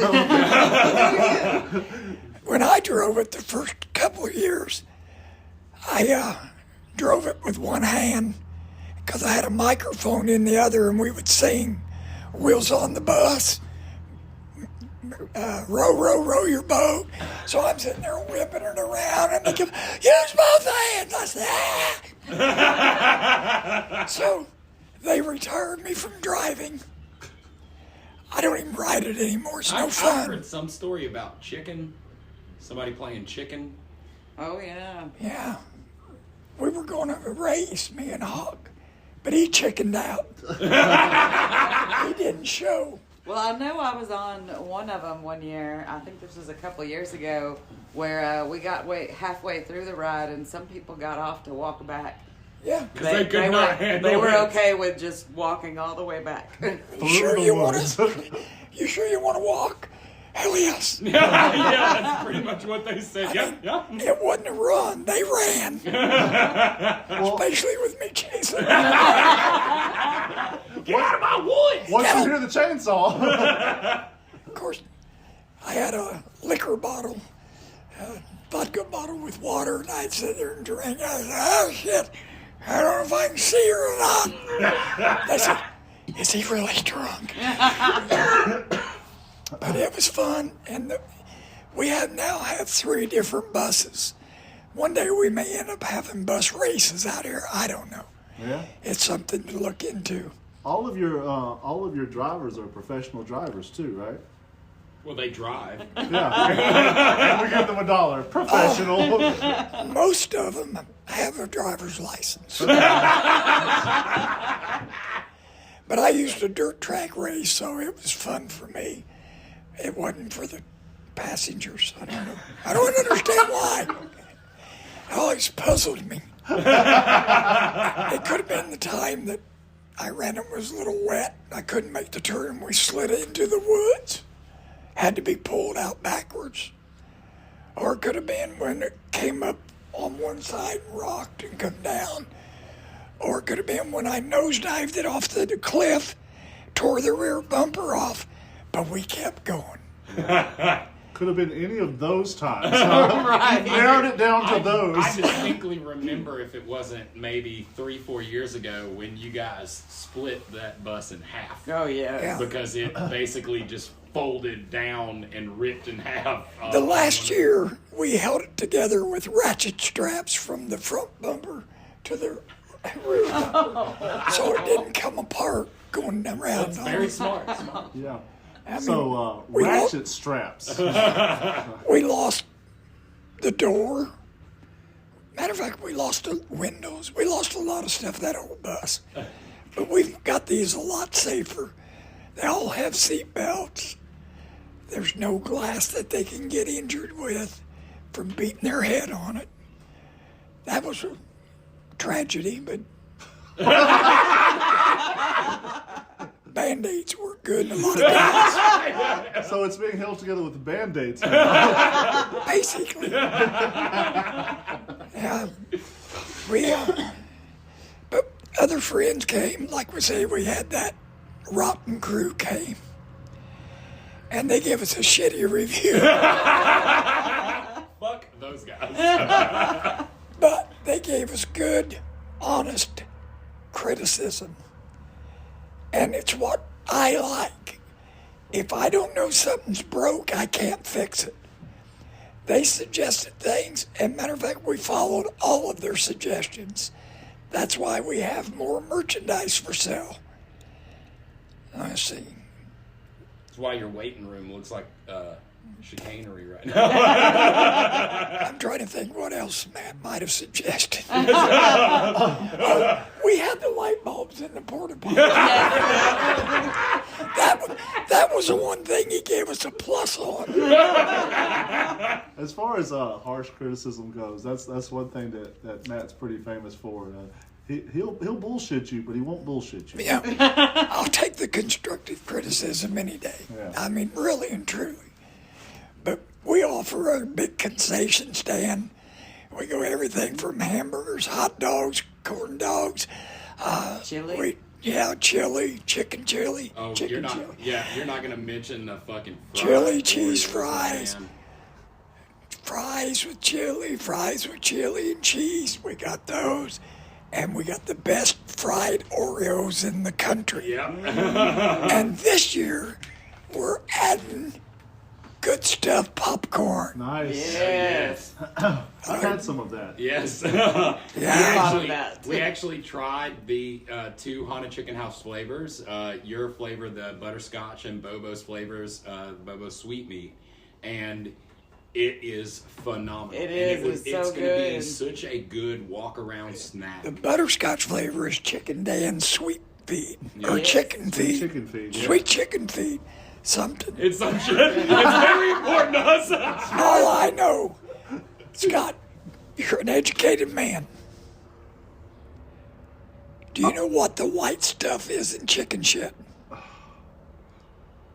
I don't. It's just more chicken shit.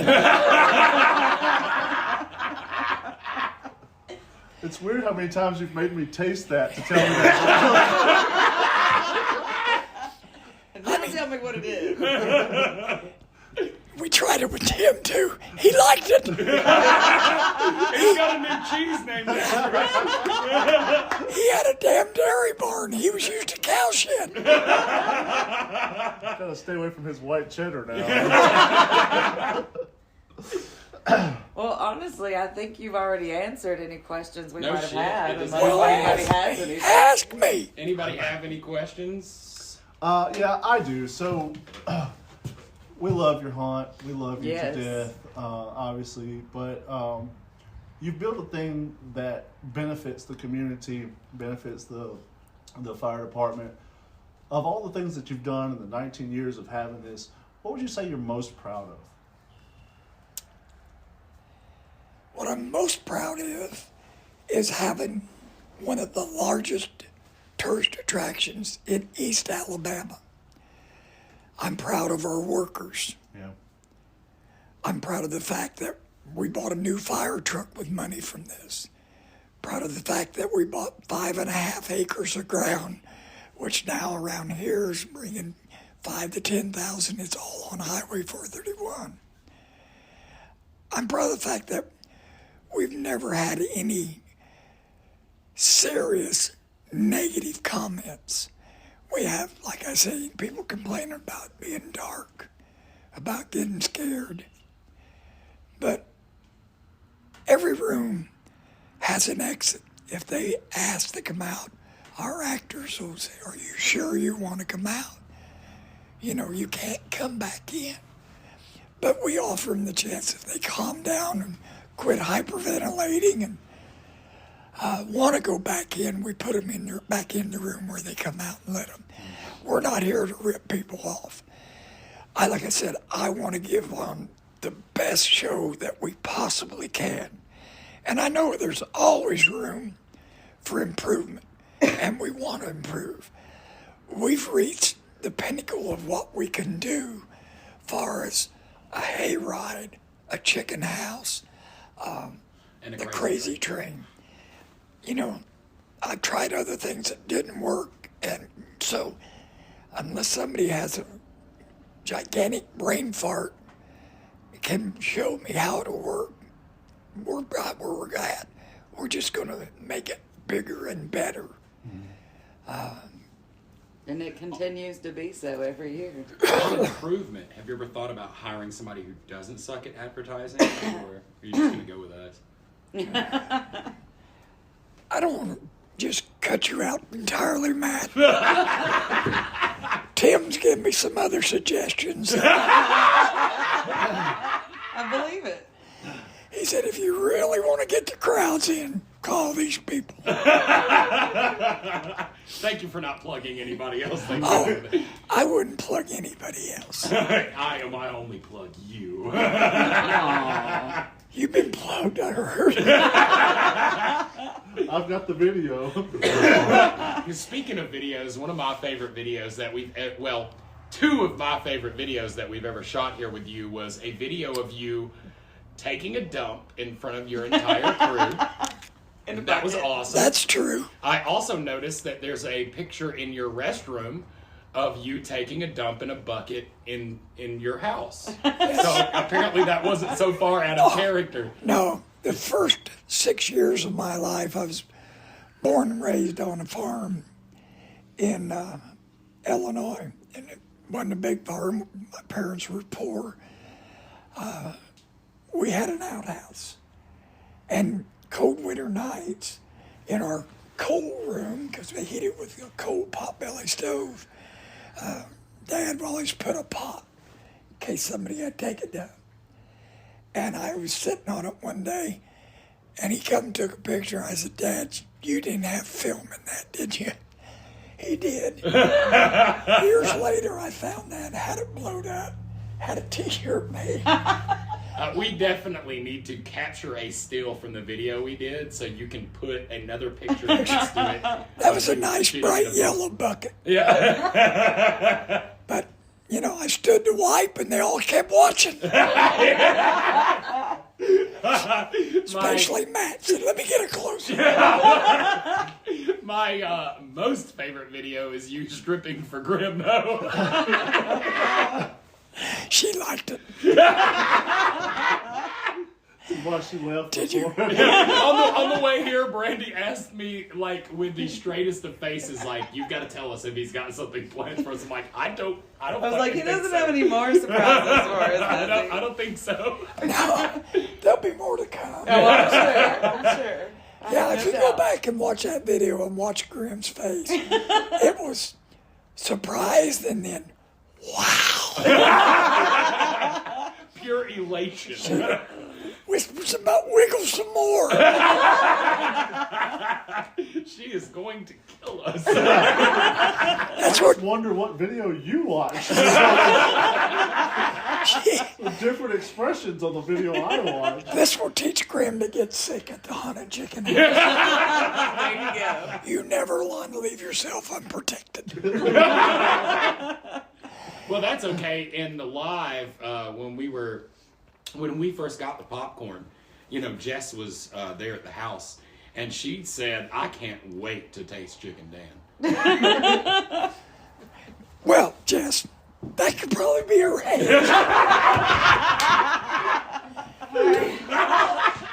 I'm gonna start walking y'all picking up the interstate because it beats my ass. Do you want me to take you into the maze? I've heard it's amazing. There's a rope we can swing on. This is getting wild. Can we take the kettle corn with us? Yeah. Because Let's go. we might be there a while. Well, I just want to thank you so much for joining us for this. It is much appreciated. It was my pleasure and honor.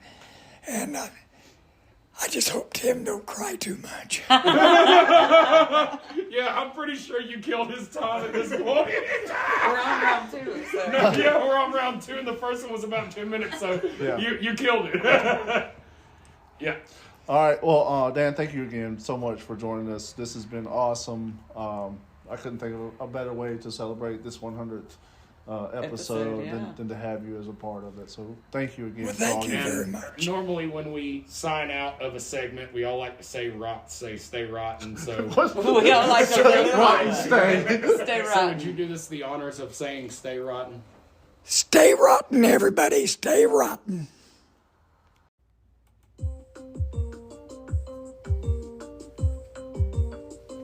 Commercial.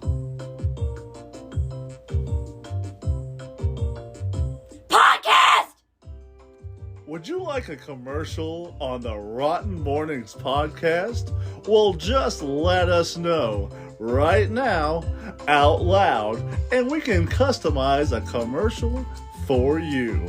You might like it, but you will probably hate it. It's a gamble you should take. Rotten Mournings. Happy Halloween! Yeah, come to Halloween! Have you ever had Halloween? Well, come meet it.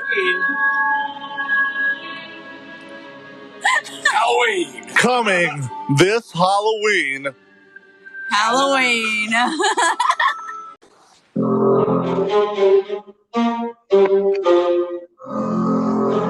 Nightmare at 3008.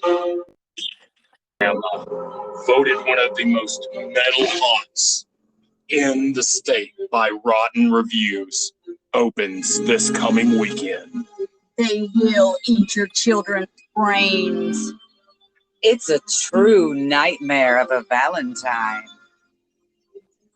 Nightmare, a Bloody Valentine. Escape the Haunt Challenge. $14 per person or 2 for $20. Combo tickets, $35 per person. February 11th and 12th, 7 p.m. to 11 p.m. Visit www.nightmare@3008.com. Stay rotten. Take the one you care about to a beautiful oasis of fear and death. Scare your lover into your arms this Valentine's Day. Come get your thrills at this chilling place. Let's get bloody. Arx Mortis Haunted Attraction presents My Bloody Valentine, February 11th, 12th, and 14th. Visit www.arxmortis.com for tickets. Stay rotten.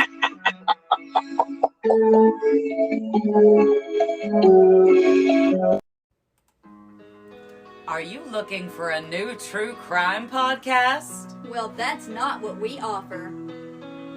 Are you in the market for a new podcast on cryptos and NFTs? Too bad. Wrong place. We don't do that. Are you here for groundbreaking news reports? We don't have that either. Are you looking for great content from a group of idiots? And are really, really flexible on the great? Then do we have the podcast for you? Podcast!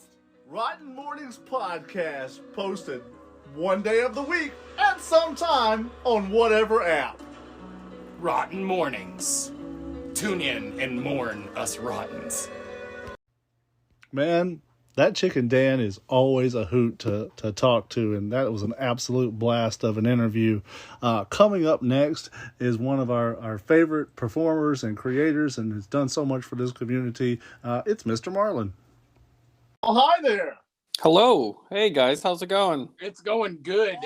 Give us 1 second. We're going to introduce you, this segment into the episode. Scott, if you would do the honors. Yeah. And continuing with our 100th episode, we have invited the always talented Marlon, Mr. Marlon's Puppets.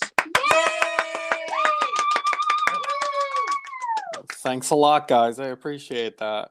We're very excited to have you here. What we have done with our previous interviews, because we've done hundreds at this point. No, maybe. We in no way have made it to 10. Okay. Hey, I was going with viewer count. Oh, we're double digits. What we've done is, if you would like to, if you're comfortable, just kind of tell the audience a little bit about yourself and what you do. And be sure to plug where they can find your stuff. Plug the hole. Sure, absolutely. My name is Mr. Marlon. I'm a graphic designer by day, puppet builder by night. There's not much else to me. I found you guys on TikTok. I thought you guys were awesome, so I started doing videos with you guys, and you can find me on the website at mrmarlonspuppets.com, and I'm always around TikTok as Mr. Marlon's Puppets, and on Facebook the same thing. So yeah, that's pretty much my story. There's not a lot to me, so. Dude, I cannot express how, and I can see it on everybody's face in this room except for Scott. He's over there being fucking stoic. That we are mysterious. That we are just delighted to even be able to talk to you for a change, because you have honestly done so much for us, dude. And the same story you have about us, that we found you on TikTok and fell in love with Fuzzy Pants. And Yes, I am in love with Fuzzy Pants, actually. I really am. Oh, I know that. You say there's not a lot to you, but everything you're doing is so badass, and you put your heart into it, and we can tell, and I love it. And I completely appreciate your what's the word I'm looking for? Your coyness or your modesty. Modesty, that's it. Thank you. Fucking goddamn, these dictionaries are hard to fucking thumb through. But dude, you're a fucking badass. Like everything that you create is fun. It like simply phenomenal. Like you have this amazing way of making the most minimal thing, like all the way down to like how Fuzzy Pants has 2 different sized eyes, and that conveys so much of Fuzzy Pants' character. Like I've seen a lot of puppets online, and not a lot of them have the same amount of just screen ability that Fuzzy Pants has. He is a rounded character just from laying eyes on him. God, and he's so tasty looking. Okay, I'll definitely take that as a compliment, Greg. No, it's just something I've been practicing for years. I'd say about 6 or 7 years ago, I used to do.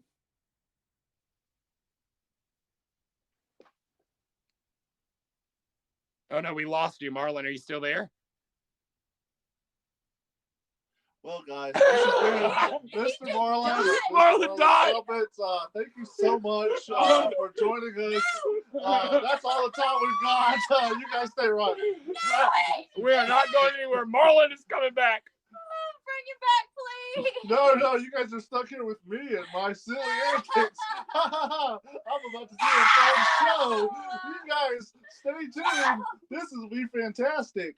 Somebody. Oh, there you go. Okay. Okay, so you went out on what did he say? Fuck. That's okay. I mean, about 6 or 7 years ago, I started my puppetry journey, I guess.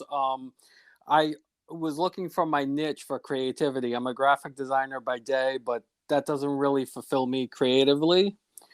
So I tried magic, juggling, drawing, painting, playing music. I tried everything. And then one day I came home from work frustrated, and my wife told me, well, you like the Muppets, why don't you try building your own? So honestly, I never thought of doing that before. So I Googled it online and started building from there. That's awesome. So, I love that. So let me get this right. You were like, man, I'm a badass graphic designer, and I need a new hobby. So you played all the instruments in the world. You drew all the drawings and painted all the paintings, and you were like, I have conquered all things. I have conquered all things and have yet to be sated. No, well, I wouldn't put it that way. I just couldn't find anything I could get my heart into, and I guess puppetry was what I found that really caught me. And I enjoy doing it. I've been doing it for years. I actually went to Texas to every year. I went about 3 or 4 years to this program called Beyond the Sock, where they'd have intensive puppetry workshops, teach you how to build and perform, and you'd learn from like Peter Linz and Noel McNeil from Sesame Street and The Muppet Show. They teach you how to perform. There was a puppeteer who would teach you how to build puppets professionally for TV and production. So it's been a labor of love and a lot of money to learn, but I enjoy it. That's the thing. I heard someone the other day, teach your kids how to craft, and they'll never have money for drugs. Yes. Yes, it's either one or the other. I don't think you can do both. Crafting or drugs. Damn it, we went the wrong direction. Whoa, easy there. Mother never taught me crafts. So it's funny, your story. It's a lot like the ROTN story, except for with the money and the training and the success. If you take all of that out, that's how we came up with ROTN.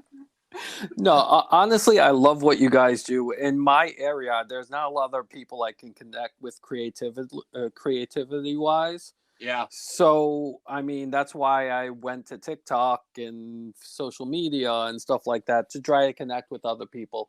I only joined TikTok. Oh no, we lost you again. No, that was the last of it. If you're talking, we can't hear you. I'm about to have another panic attack. Yeah, calm down, Grim. Please. Calm down, Grim. He'll be back. He'll be back. He's doing this. It's a bit. It's a bit. He's doing a bit. He's like, you know what? You guys are worth some of my time, but all of my time. You guys, I just shit my pants. Okay, not on the couch. Go to the fart couch. I'm sorry. It's not the shit couch. It's the fart couch. Okay. And that's the other couch. What? Oh, there he is. I can hear you. Sorry. Okay, you're back. So I you think said my you played phone. TikTok. So I tried TikTok. Basically, I went to Florida to visit my mom. She was dealing with cancer, and a lot of times I would just sit there and just hang out, and she'd take a lot of naps and stuff. So I downloaded TikTok a few weeks before that, but never really did anything with it.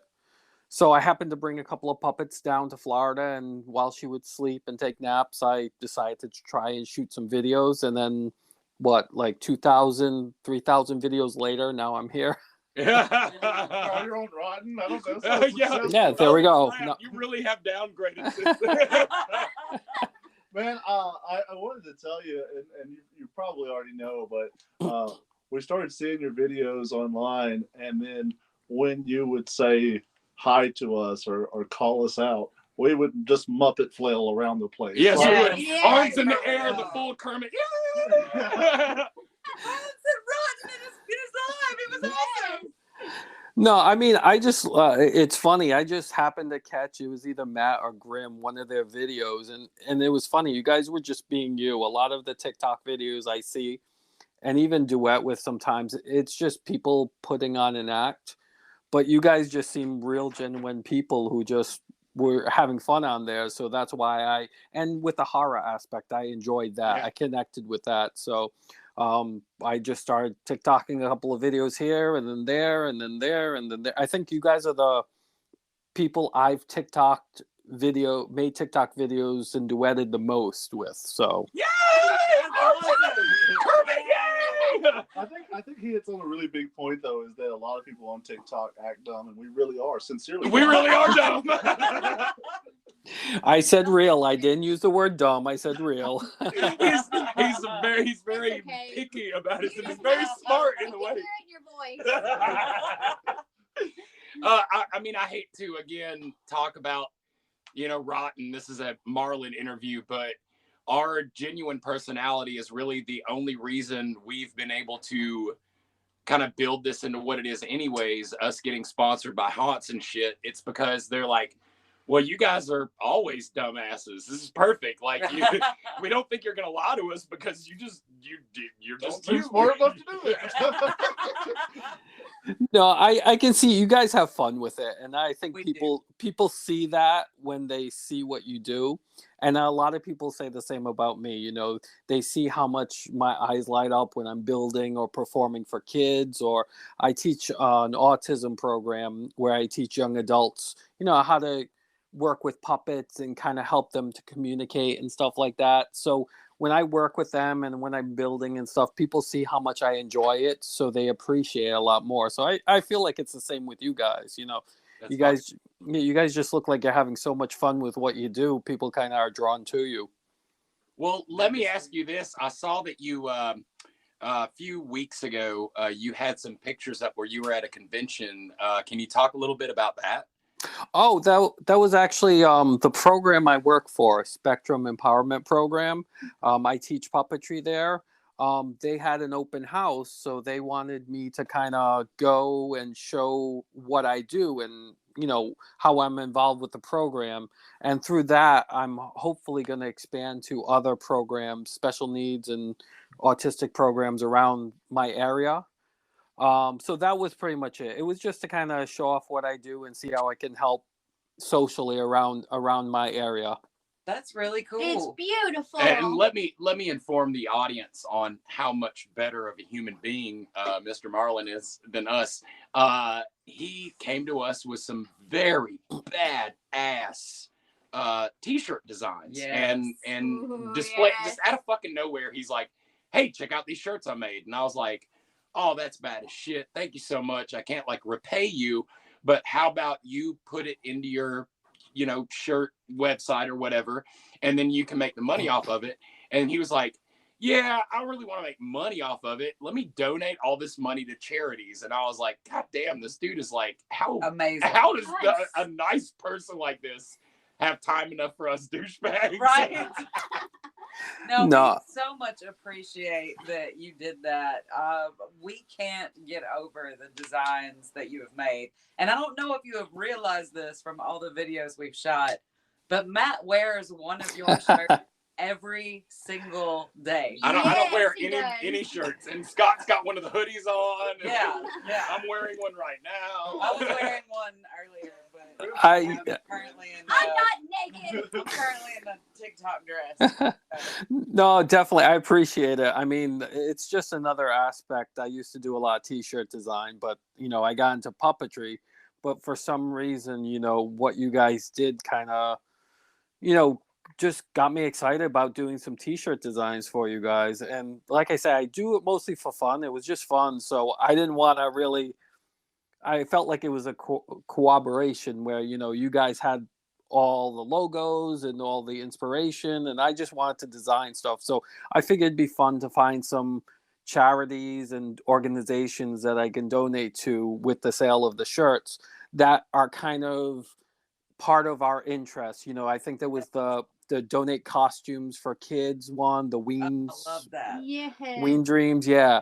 And there were a couple of other ones that are just, I mean, it just seemed like a great thing. I mean, the last thing I donated to, I think Goodstuff Kettlecorn mentioned they were having a booth at CreepyCon, and they asked for people to, so I sent just $25. I wanted to kind of get involved somehow. Yeah, and awesome. I know that there's a little if you don't get it before CreepyCon, and if you do possibly make it to CreepyCon, it'll be there for you. Oh my God, it'll be but so if amazing. you can't make it to CreepyCon, there is a box of popcorn that's going to be heading your way with a bunch of different flavors. I appreciate it. And I am hoping to get to CreepyCon. I talked to my wife, and she knows how much I enjoy watching your stuff and listening to podcasts and doing TikTok videos with you guys. So I'm like, that sounds like fun. I was looking up the event. I've been watching YouTube videos, and it just looks like an all-out fun event and my kind of thing. So my goal is to go there, spend an extended weekend there, and do the con. So fingers crossed, it'll be fun. So fucking badass. Like, this is like stage one of our fanboying, just being able to actually like communicate with you. Yeah. Like meeting you in person will be a whole nother level, not to mention that there are so like the CreepyCon for us, we've kind of grown a lot within the past like even 7 months. Well, yeah, because our first time ever going to CreepyCon was just this past year.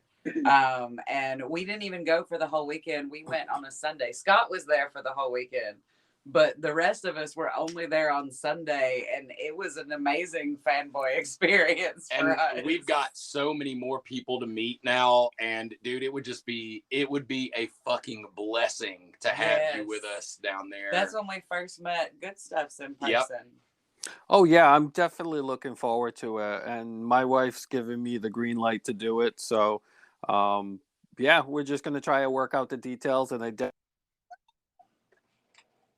Oh God, we lost you again. I'm here. I actually found out what's happening. My phone, when it goes to sleep, that's when I lose you. So I'm constantly clicking on my phone to make sure it doesn't go off. It's like watching a ROTN live. You just... yeah, every time you go to sleep, watch it. No, I got it. It's not gonna go off anymore. I promise. So let me ask you this. With the, I mean, I'm just going to kind of reference your TikTok puppets mostly. Yeah. Because those are the ones I know. First off, how many different puppets do you have? I saw you just recently made a sandwich. Yeah, that's actually a puppet I'm going to teach at my autism program. They want me to renew, do another 8 to 12 week program with them. So I had to come up with an idea quick. So I was kind of flipping through Sesame Street episodes, and I saw one where there were puppet fruits and foods and stuff. So I thought I'd try and make one, and it ended up working out, and they liked it. So I'll be teaching that at my autism program class. But I have, just in my workshop alone, I have a small 10 by 10 workshop at in my apartment. I can see about 25, 26. I have like 4 or 5 at work. So I've kind of extended it into my work office. It looks like a toy store at work. So nice.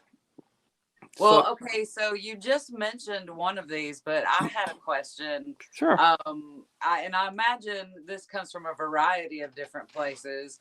What is your most popular go-to when you're trying to come up with a new puppet design?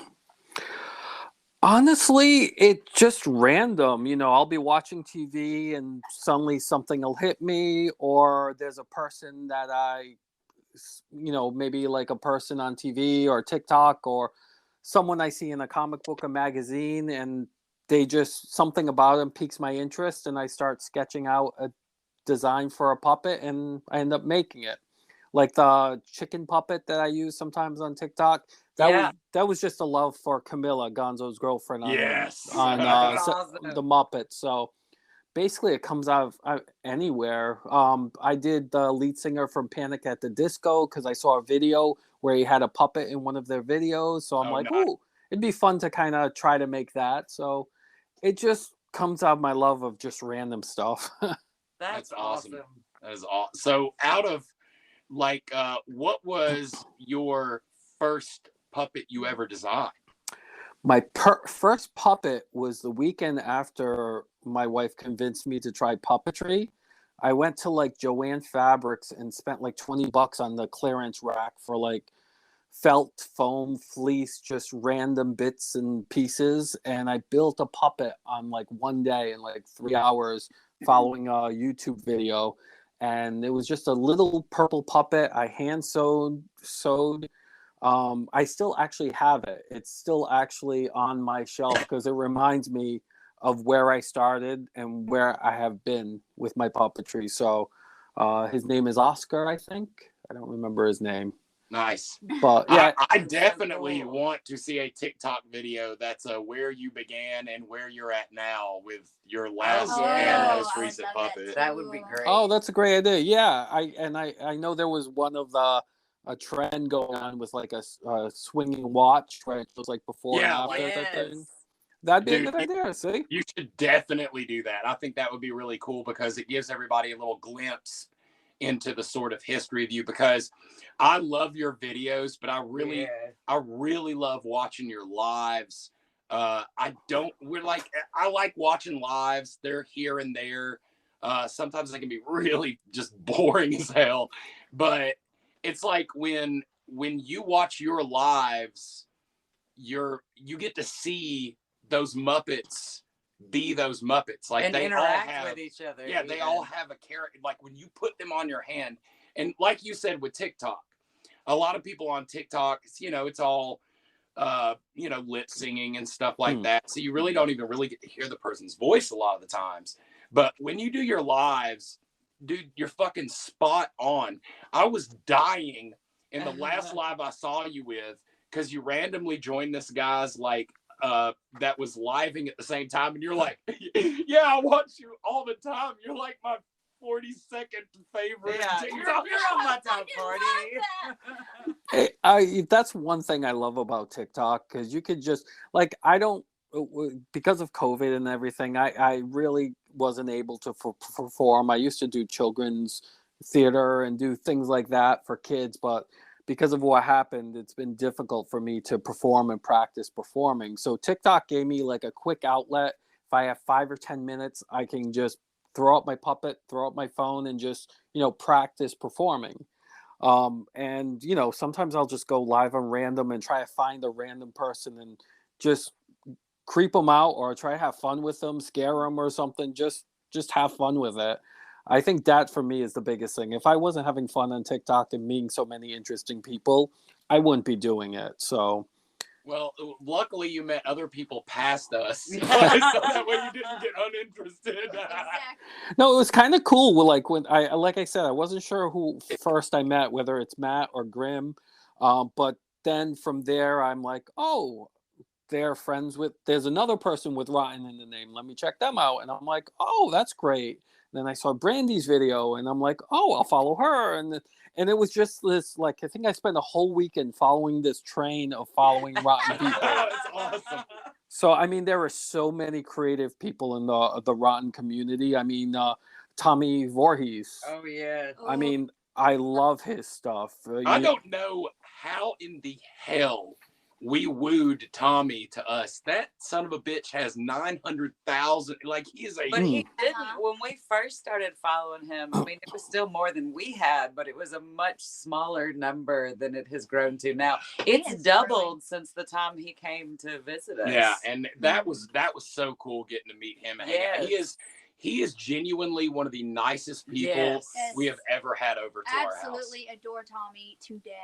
Oh yeah, I mean, just from his like live videos, and you can tell he's having fun when he's shooting videos in TikTok. It just comes naturally. Those people who are doing it for fame or whatever, or those people just doing it because they're having fun and just wanna meet people and just have fun. And you can tell with him, even though he's got a ton of followers, you can tell he's just having fun with it. Yeah, and dude, we had so much fun filming those Jason videos here. Oh yeah, those are some of the best ones. I thought those were great. The interaction, and when you guys do Rotten and Grim and you're doing that laughing kind of skit where you guys pop your head up out of the cornfield and tell a horrible joke. I mean, that's some of the funniest stuff I see.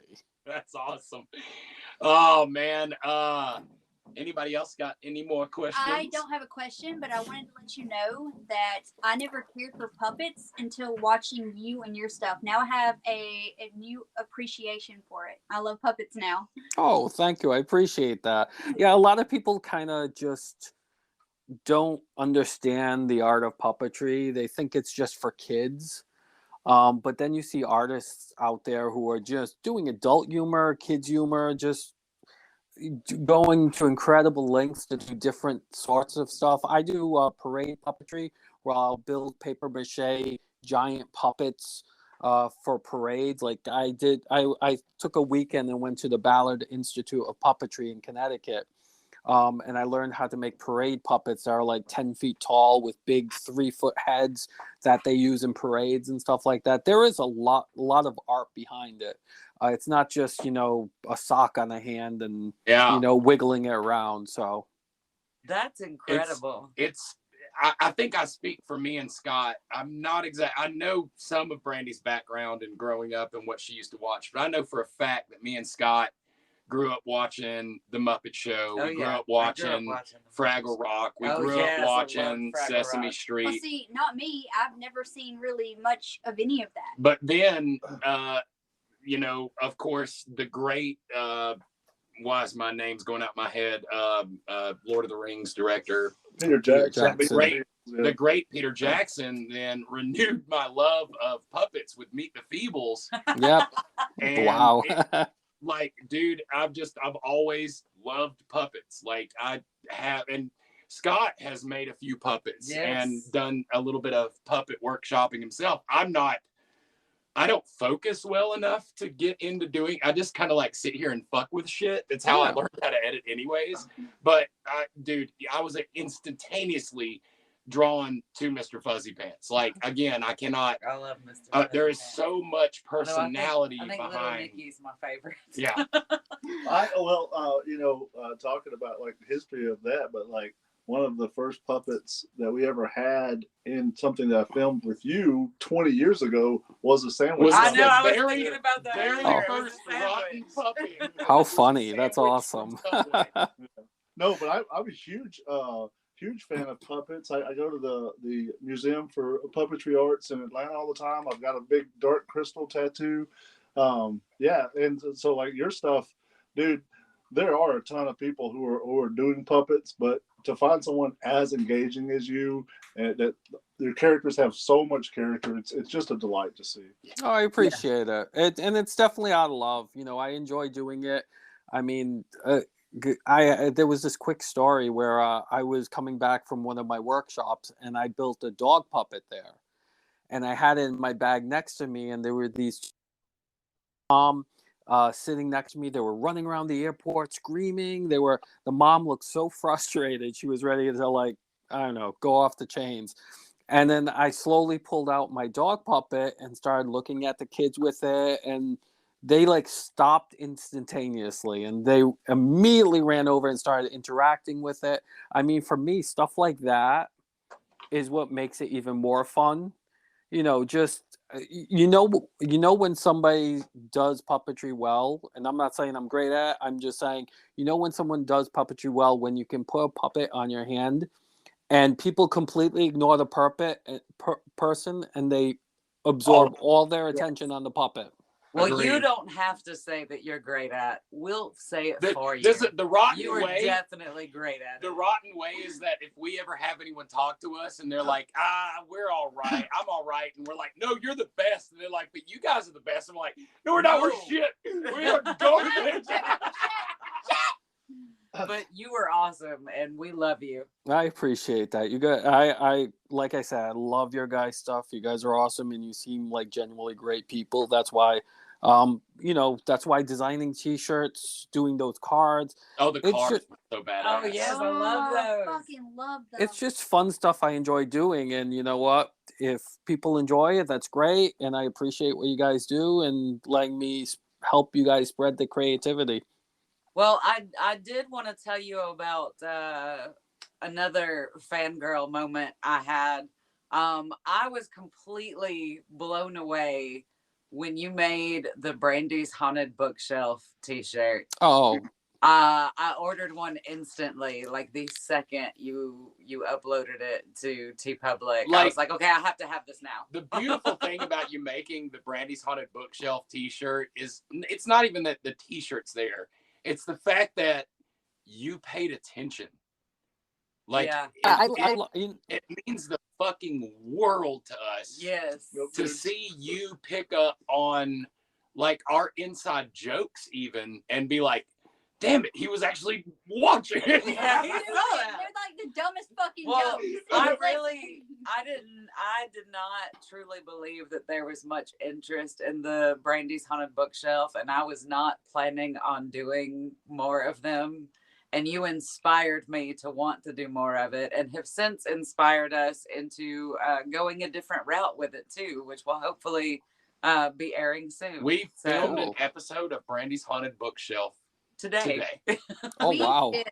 And it is way different and way more chaotic and way more hilarious. And I love it. And I do not believe that would have come about without you doing that t-shirt. So thank you so very much. I appreciate that. But I mean, like, after I met you guys, I started going to your YouTube pages, and there are certain like things you guys talk about or certain you do that I can tell you guys enjoy doing. And I could tell Brandy loved that. And something in me just said, okay, let me design a shirt. And I already had something in mind. But I mean, like, watching your videos, there's random stuff that just get my milk dudes on the last run. No fucking way. I'm so goddamn dumb. I really thought it was that my entire fucking life. But I mean, that was no just one ever corrected me. That was just hilarious, and I just saw the shirt instantaneously. And That's I think awesome. One of my earlier shirts was a Rotten and Grim one where Carrie had the depressed unicorn. The unicorn was depression. So I mean, there's a ton of fun stuff in there, and if I were to just grab everything that pops into my head from watching Rotten TikToks or videos or YouTube pages, I'd probably have to do that full time. Listen, when we get to a point of being able to afford you, It's win. But I mean, if anybody have any more questions, or do you have anything else you'd like to plug, Marlon? I do. Oh yeah. Okay. Podcast. Oh yes. And see, and there was a shirt for that too. She wears it all the time. Yes, and so does my kid. She had to have one. So. Oh, that's awesome. No, if there's anything else you'd like to plug, now is the time to plug it. Nope. I got my website, Mr. Marlon's Puppets. So I'm on TikTok, Facebook, mostly TikTok because it's just fun. Like I say, every day I spend like 10, 15 minutes shooting videos and having fun with that. So And then your guys' stuff, which is great. That inspires me to do more fun stuff. So, well, so this has been Mr. Marlon, and it's like he said, Mr. Marlon's Puppets. And audience, I have to implore you that if you go get a damn TikTok, if you don't fucking have one, and look him up, yes. I promise you, you could not literally, you could sublimate a 30-minute show for the next 2 years watching his stuff in order. Yes. Dude, this has been an absolute honor, and it's also been a pleasure. This has been one of our favorite ones that we've done. No, So don't thank say you so that. much. We're going to hurt the feelings of the other interviewers, i.e. Tim from Hellbilly Hollow. This is the first one that we did. Oh, okay. All right. perfect. You start there, and you can only move up from there. I appreciate it, guys. This has been fun. I enjoy it, and I enjoy interacting with you guys. And like I said, I hope to see you guys at CreepyCon. I hope so too, man. Yay. Just stay in touch with us. If we can do anything to help, let us know. No worries. I appreciate it, guys. All right. Well, we love you, and we cannot wait to speak with you in the future. That's awesome, guys. Importantly, stay rotten. Stay rotten, guys. I appreciate it. Take care.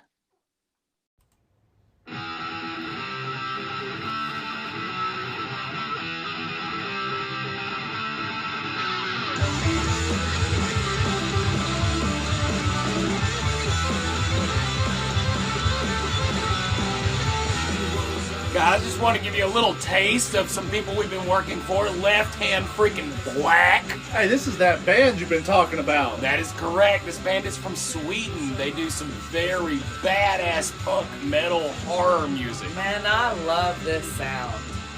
This makes me want to break stuff and set my feet on fire. Yeah! Yeah! I find them a mix between the Misfits and the Ramones. It's such happy horror music. I love happy horror music. It is so good. It's speed, dude. Like, this is super fun and super upbeat. This is jam, man. It's a bop. Go out and listen to some of this music, losers. Hold on. Woo! That's Left Hand Black.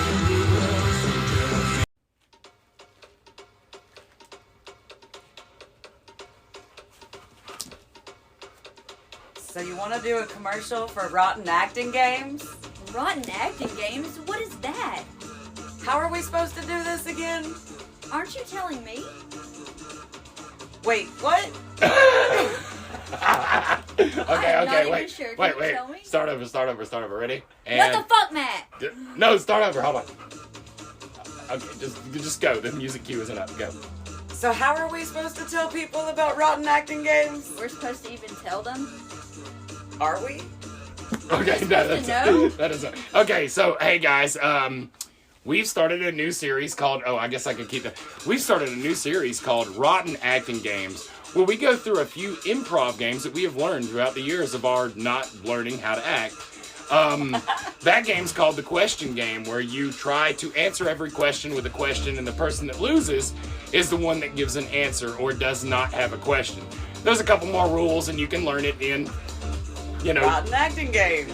And Rotten Acting Games in later episodes. Yeah, we suck, as you can tell. Yeah, so check out Rotten Acting Games, working title, at Facebook, Rotten Reviews, and YouTube and stuff. All right, cool. Awesome. Good commercial. Hey, is this the part where I tell them about the Rotten Acting Games? Yeah. Hey friends, are you looking for an exciting podcast to listen to? Well, do we have the podcast for you? Boy, do we! Rotten Mournings. Now, imagine this as a scenario. Two young boys sitting in the living room arguing over a PlayStation. My role's Billy. Oh, man, I really want to play the PlayStation 5, but I couldn't get one this year. Why not, Billy? You gotta say what character you are, though. Oh, I'm also Billy. I thought we were both being Billy. Guys, listen to the Rotten Mournings podcast. Oh my God, podcast! Are you looking for that perfect gift for someone you totally forgot to buy a gift for this year? Get them some cheese from Miller's gift baskets and cheese trays.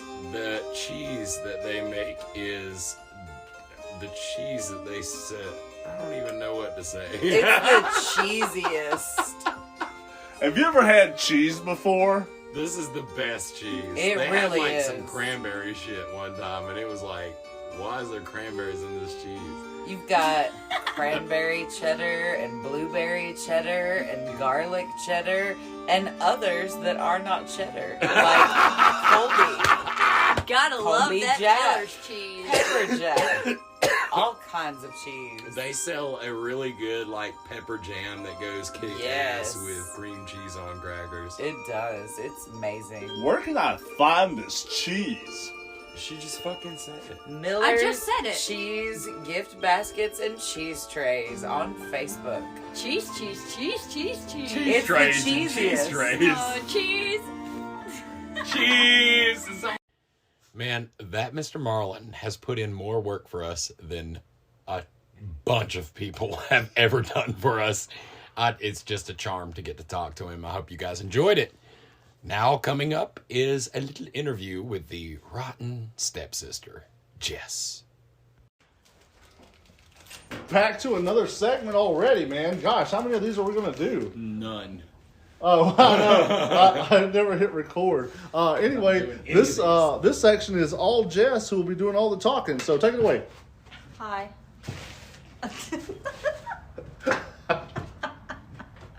Jess has been with us for, God, 2012. 2012? That's 10 years. Yep. 10 years of Stupid shit.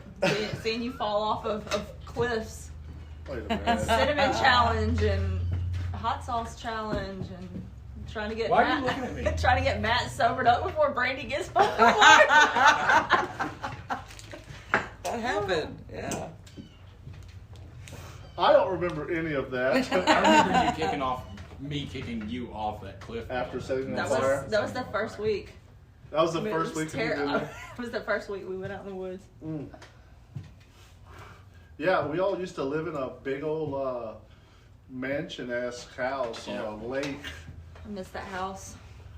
Yeah. Now it looks way more like a cult building than it ever did. Yeah, it looks better than it It did looks when so we were good. there. I thought I should show you the pictures of it. Solid I'll have white. to. Oh, it's so Everything nice. is It's solid so white. nice. It looks like a compound now. Is it a new owner? Or? Yeah. Matt sold it. It was basically being that way anyways. Mm. It looks really good though.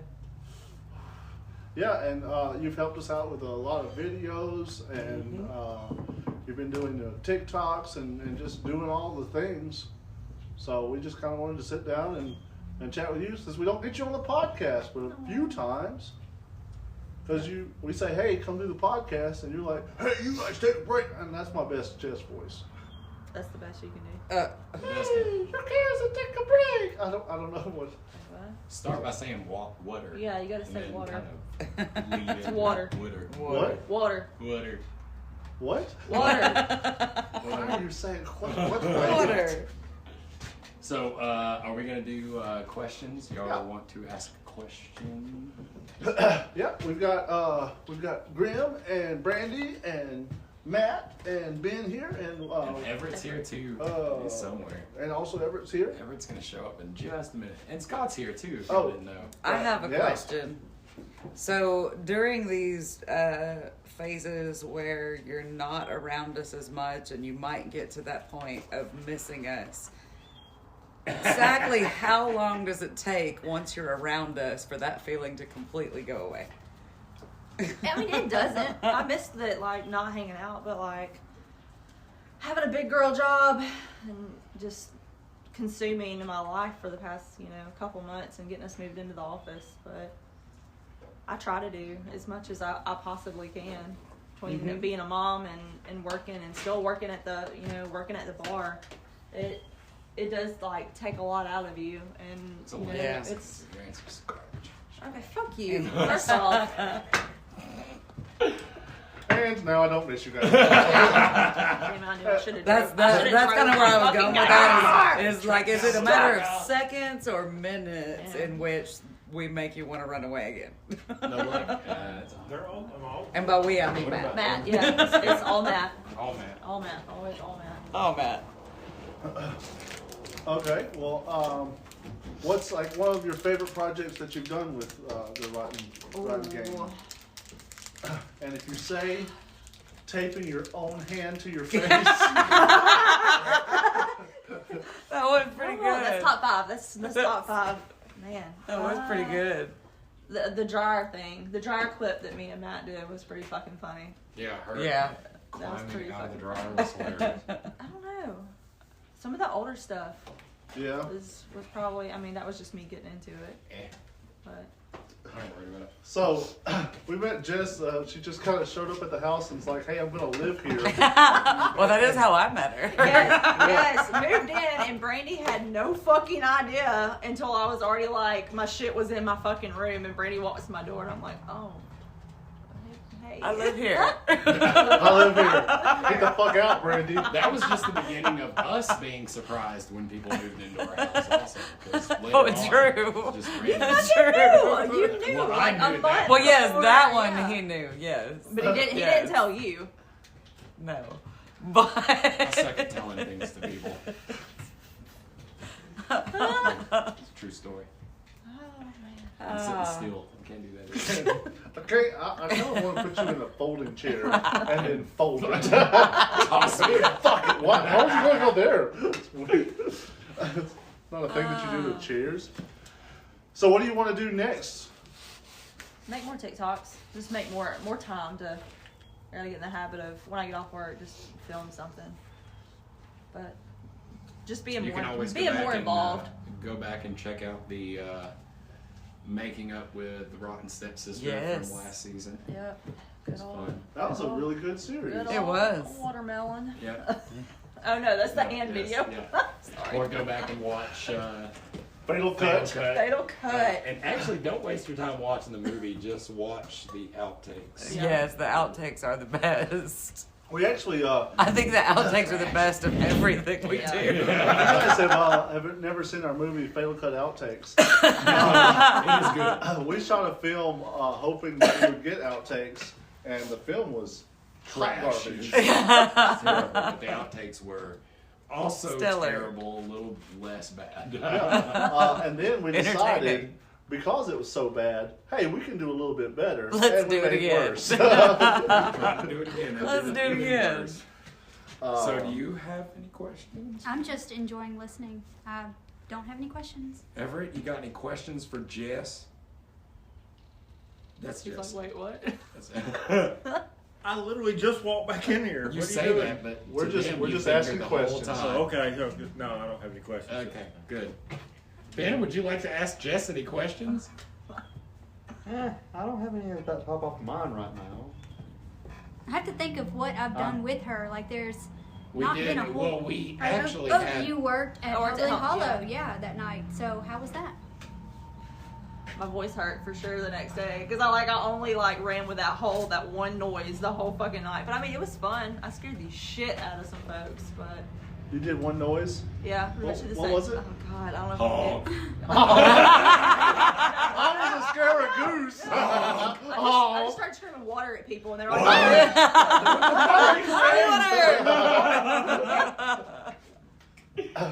So you got to work with Grim and Carrie? Grim and Carrie, and then there was the new kid that was in there. So we were able to, between the three of us. Huh?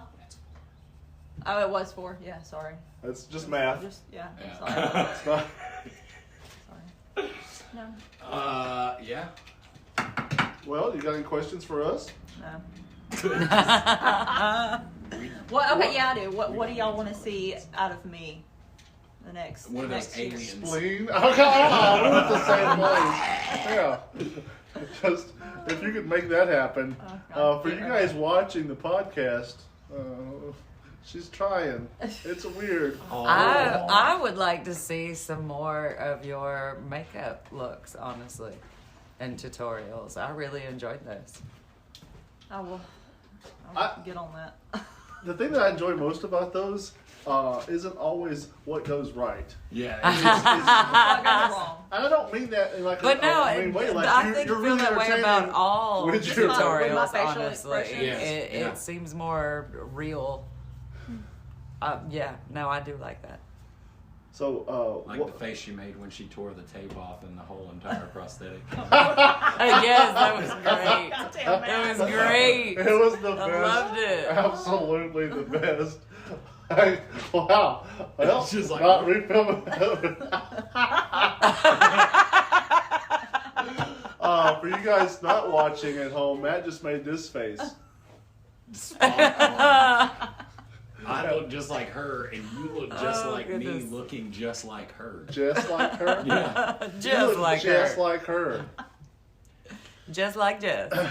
Yeah, so those are super fun. Maybe we'll get to see some more of those in the future, and more projects. We want to see more projects. Have everybody involved in more projects and doing more stuff. So cool. No more questions? We good? We're gonna wrap. Are we gonna wrap this one up before 30 minutes? I got a question. Oh man, Atlanta. Earlier, I didn't know Everett. You had said that it was hard on you. Did you know that you said hard on in that sentence? Maybe. Okay. That's all I got. Okay. All you got was not much. Never is. Stay rotten, everybody. Why do you think I like being behind the camera and not in front? Behind. All right, guys, this has been Talking with Jess. We'll add music in post. Yeah. Jess, before we go, is there anything you'd like to say to all of our podcast listeners, or even to you when you're definitely listening to this podcast later, right? Yes. We're both shaking Yes. our head, because you're listening to this one, right? Yes. Okay. What do you want to say to future Jess? Stay on. Oh, God.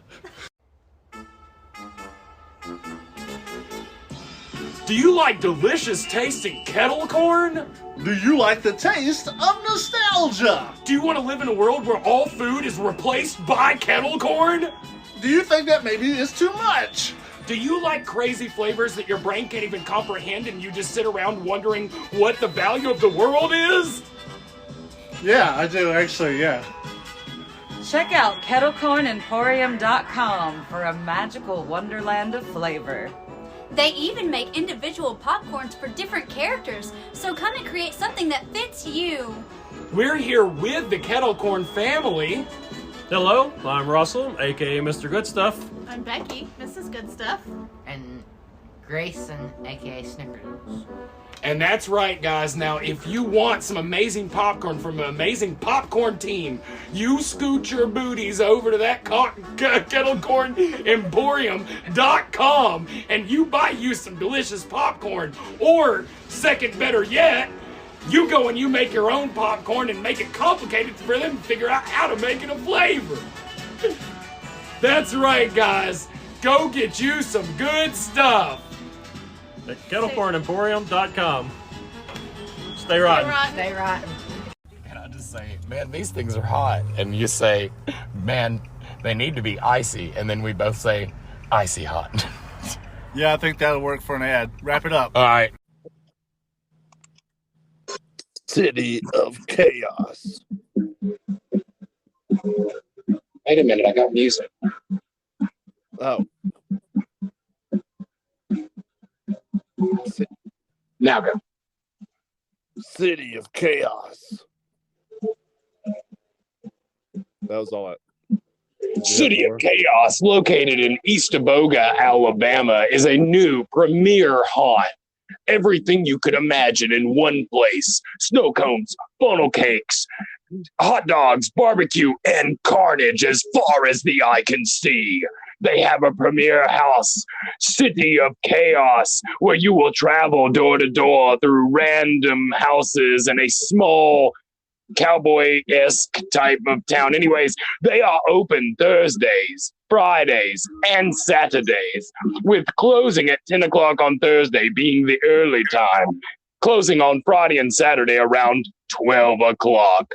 So remember, Alabama, go and check out City of Chaos today in Eastaboga, Alabama. You won't be sorry. You can shoot a zombie with a paintball gun. They have paintball. Oh, hold on. You can also shoot zombies with paintball. There's a plural in there. Yep. It's actually really good. Yeah, we liked it. We really enjoy it. Go check it out. Yeah.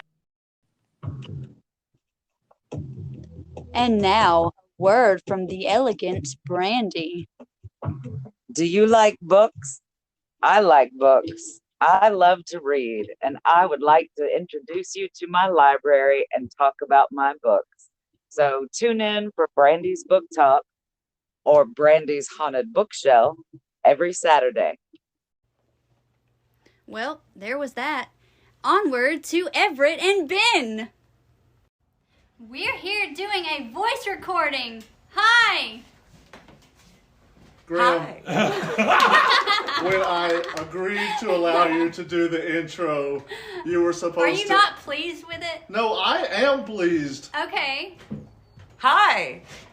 God damn it. Yes, Brandy, yes. As you guys can probably tell, ROTN does not exist on our own. We only exist with the support of an amazing group of people that have come together in this community. And we've got some of those people with us here today. That's why I'm here. Matt, no, not you, Matt. No, that's you're the thing that stops us. Oh. Yeah. Oh. I'm a plug. You keep plugging your shit. That's for sure. Oh, Wizard ROTN Reviews. This is the podcast about ROTN Reviews. Hey, let's get on with this. I've already introduced it. I don't know why you're rambling. Let's go. Did you want to introduce people? Yes. Okay, we have... Wait, should we introduce ourselves? Since, I mean, we did start another segment. We want to let them know that Jess is here, and that would be a... I thought that was going to happen. Oh. I was about to do that, Okay, you I'm idiot. sorry. You know what? I'm done. Never I'm mind, out. I'll take it. Goodbye. Introduce yourself. No, Graham, do it. No, Matt, I hate you. No. All right, cool. We've got Jess here with us who will be doing the introductions. She doesn't like it. Don't put her on the spot like that. I just wish everybody in podcast land could see that facial expression. It was nothing but limp eye daggers. It was weird. I don't know how it works. I think you did great, Jess. Thank you, Jess. Jess, you could at least say something. Something. There you All go. right. There you go. Now you know she's here. That wasn't just recorded on our phone. Yeah. Press the button again. Make her say something again. It's broken. Wrong number. New phone, who this? So yeah, we've got me and Matt and Jess and Brandy and Yes. Graham, and we also have Everett and Ben with us today. Woo! Okay, well, excitement is palpable. You didn't turn the sign on. No. Didn't say applaud on it. Hey, sign. How you doing, signs? Wink, wink. You like that sign? No. Everett, you have been doing a lot of work out at the, what's the place? Haunted Chicken House. Yeah, the Haunted Chicken House. And you guys that's coming along pretty good? It's coming. Yeah. Okay. Very forced. Good. Would you say there's been a ton of changes so far this year? That's something they're going to have to pay money to come find out. That's something that you pay money and definitely will have. It has changed this year. If you pay money, Yes. if you pay too much money, you will get change. Is that what you're saying? Yes. Oh, my limbs. You get change for the money if you... Wait, there's a coin source, no change. No change. No change. That's right. In addition to working out at the Haunted Chicken House, Everett has also been a longtime fan of ROTN, and then also a And I longtime wouldn't say, I supporter. wouldn't throw out the F word. I mean, he's seen our stuff. That doesn't mean he speak liked his it. truths. Like a fan. Like also a thinks fan, this yes. blows.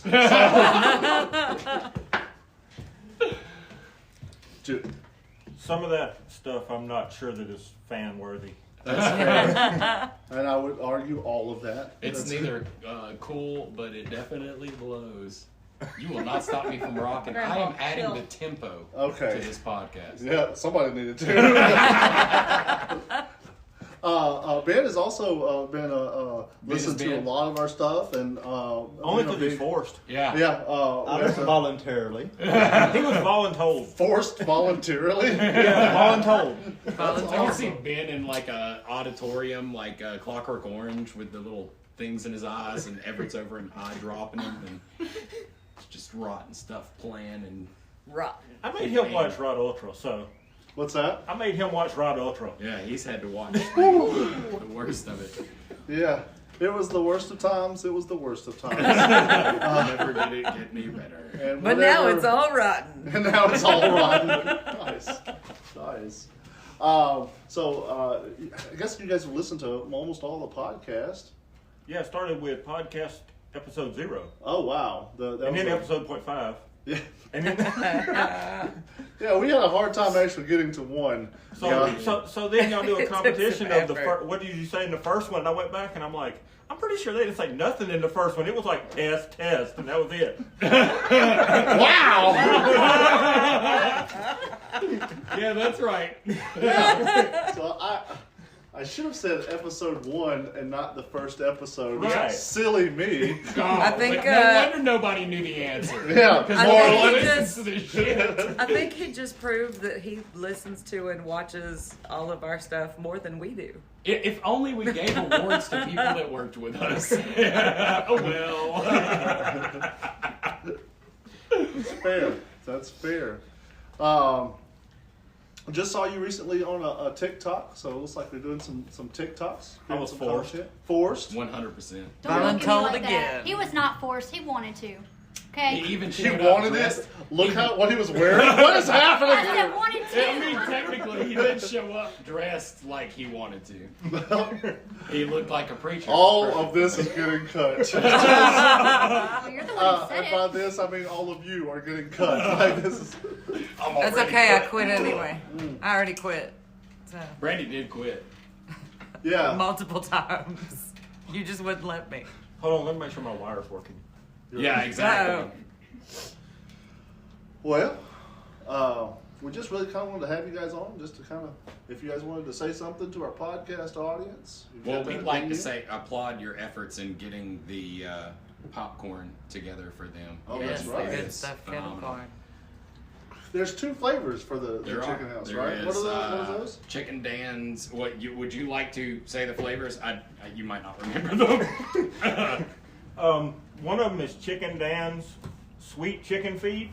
It is a really, really good butterscotch. The other one is Bobo's Sweet Meat. If you've ever had it's the Golden Flake, isn't it? Golden Flake. Sweet Heat. Yeah, Sweet Heat.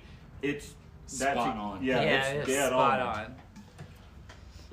So yeah, get you some Will damn those be popcorn. available at Those the are. They're not. They're available currently online, Mm-hmm. and they will be available here at the Chicken House. Which, if I'm not mistaken, I believe they might get some of the keychains and possibly some He stickers. said today definitely will have keychains at the concession stand by opening night. Good. Nice. That's So yes, come to the Haunted Chicken House and get popcorn and keychains. Get scared, shit your pants, have fun. Pants, go home and clean them. Well, I want to just do a quick round. If you guys, if we just want to ask questions and put them on the spot and make them answer stuff, I'll ask the first question here. I'm probably being quiet. Sorry. Since you guys have been so generous as to help out with so much of the stuff on Rotten Productions and be there and be available for filming and all that stuff, my question is, why would you want to do that? Exactly. I ask myself the same thing every time. That's fair. That's fair. How about you, Ben? Is it just another case of being voluntold? Yes and no, but I enjoy it. Good. So Ben, the first night he worked here at the Haunted Chicken House was actually in Mississippi. Wait, he worked here at the Chicken House and was in Mississippi. He was in Mississippi, and I called him and said, "Hey, we need people." And he drove. How many hours did you drive to get here? 4.5 hours. 4.5 hours to be here by opening and be in a room. He had never worked in a haunt before in his life. He literally walked in and went, "I don't know what I'm doing." Killed it. I barely like to drive an hour to get here. So. Yeah, he called me. He's like, "Hey, how fast can you get here?" I said, 4 hours. Was here by the time to sign in. Nice. 1 minute late, but I was still here. And killed it. Yeah. So maybe work on that 1 minute. Yes. Always room to improve. Yeah. He left him a little challenge for the next time. If it was perfect, where does he go from there? That's right. A question we'll never get to ask. If he was perfect, he wouldn't fit in with Rotten. So That's fair. That's true. That's fair. That is a very good point. That's hurtful. But yeah, if you guys didn't get a chance to go back and check out our live when we did the tasting of those popcorns, which came out a couple of weeks ago. Or more. Well, it came out on St. Patty's Day is when we did that live. Yeah. That's a better way. That's much better way to go. Good. Yes, because I didn't even know that they were there until I got to your house. Yeah, because we weren't sure if they were going to bring the popcorns or not, and then they come with like 6 new flavors that don't even exist. They were up late the night before finishing all their batches to get it to us in time. So Everett's sort of our plug man, so we'll give him a second to go through all the plugs. I got my list. Son of a bitch. Okay, so I have a question. What's it like working so closely with Chicken Dan? I haven't worked as close with him as you have. Shut the fuck up, Everett. That bullet. I'll put that song right in here. I hate this. I am out. Bye, everyone. No, what is it like working with any amount of time? Fuck that whole question. You know, that goes back to, I knew Dan from the fire service. So that's part of the reason I actually came up here and started helping and was plugging them so much before I came to work here, is because Dan does a lot for his community, and I wanted a way to give back for the stuff that he does. He is goofy and acts crazy and everything, but he does a really, really great job at all the stuff that he does for the community. I mean, he spends, y'all know he was here and then he left to go do stuff for the community. Still doing damn everything. Yeah. Chicken Dan's amazing. Yes, he is. We love him. Do you have a question, Jess or Brandon? What is y'all's favorite part about working at the chicken house? They don't like it. Yeah. Well, you had to ask them if they like it first. That's what you just stated. Can I give you an answer next week on that? I don't know if I'll be on the podcast next week. And they're quitting left and right. I'm only allowed out of the dryer like once a month. Did you guys Okay. have All right, come on. It is a question. There was a question. Throw in some words. I really don't. I mean, it's not really a favorite part. It's all of it together. You know, I started, like I said, I did this to help Dan and give back, and you know, it's a little bit harder on me than it is a lot of the other actors because I do represent the fire service toward Dan, but also I kind of represent y'all. Yeah. Which is one reason I worked so hard last year to be the best I could while I was here. Yeah, with that kind of stigmata coming in, you really got to set a higher standard because you already look like an asshole. Yeah, I mean. But you did great, though. There's that Rotten Great guy. work, Everett. No shit. Both of you guys have What about done you, a Ben? phenomenal You job. got a favorite part of this? Is it the chicken suit? Yes. I didn't say it would be the chicken suit, even though I'm still new to this and still learning, and I'm thankful for each and every one of y'all that have helped me on the way with a few pointers here and there. And I'm glad that Everett tossed me into this, and thankful for it. Maybe tossed you into. Well, let me rephrase it. I didn't quite think this through. I got voluntold. Is that better?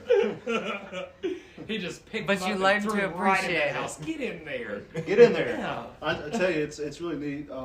Both of you guys see Both Both of them. Both of you guys. Go back No, 97 episodes. The two of you fellas. Can you say both of them? No, I'm saying how much you guys are. I can just tell you guys are super enjoying this, and also I haven't really seen much that has been asked of you that even if you knew how to do it or didn't do, you didn't just go ahead and step up to that challenge and make that happen, and learning new things along the way, and different concepts or technologies or whatever. I think you guys have done a phenomenal job of stepping up to the plate and really knocking a home run. What just happened? Why is there a sports analogy? Way to go, sport. Them willing to manually masturbate caged chickens for artificial insemination was the real kicker to them True being story. so used to. Yeah. Okay, Brandy has a question. Oh, Brandy has a hand up. Yeah, question, Brandy. So, how do y'all actually feel about working with ROTN? I have actually enjoyed working with everybody. I have learned a lot. I've been very appreciative. If I reach out and ask, hey, I don't know how to do something, would you mind showing me? Everybody's been great about, sure, do this, do that. I kind of get forced into some learning, which is good because I need to learn how to do some of the stuff, but it's actually been really, really good. Is the rocking chair bothering you, Scott? No, it's bothering me in the future. Future me. It's no worse than the I don't know what he's talking about, but I'm going to agree with it. I'm going to have to go back and listen to the podcast. Driving. Uh-oh. When you're driving. I'm so confused. I drift. I think the best part of the driving episodes is when he gets out of the car and has to walk upstairs, and it's like, yeah.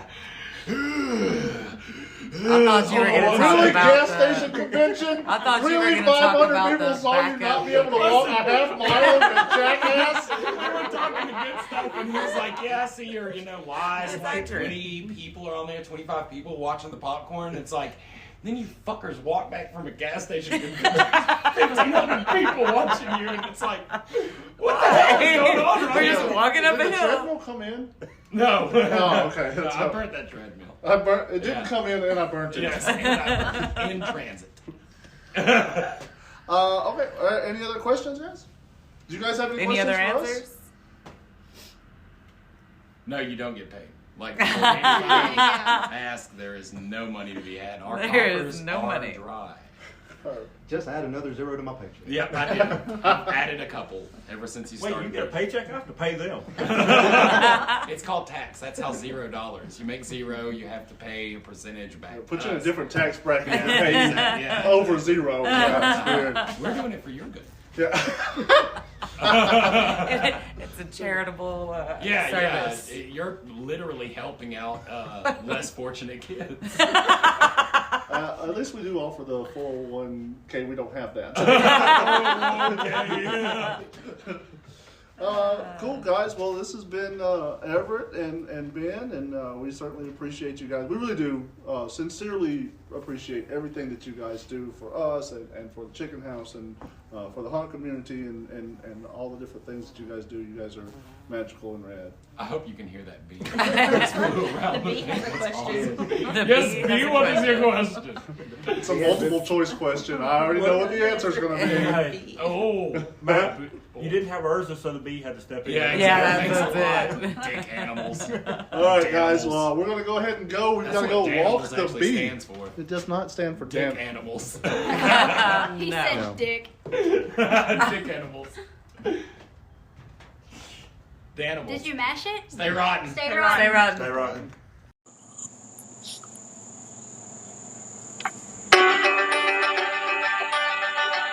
Are you looking for a nice, good country store where they carry everything you want and you don't have to go to the hustle and bustle of Walmart Super's frustrating lines of people and mutants? Well, come on down to Buckeyes. Is that what you're looking for? We got everything you need. We got Mars, we got M&Ms, we got Snicker bars and Milky Ways. We got everything from Coca-Cola's, Body Armor's, Bangs, Red Bulls, and Monsters. Not to mention our fresh produce. Including pumpkins of all sizes. Buckeyes in Argo, Alabama. Hey kids, do you have PTSD. No. We're not doing that commercial. We can't do that commercial. Oh no. If you've ever experienced, that's it. It was all.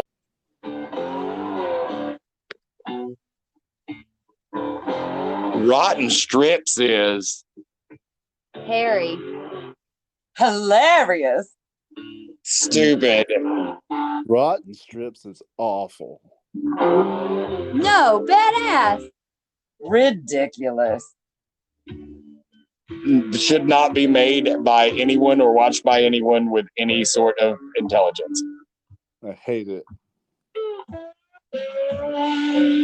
So every night throughout October for Rotten Strips again, where you will not see anyone strip, hopefully, every night at 7 o'clock in October. Watch it. And now for a word from our rotten Maynard Grim Lip. Hello.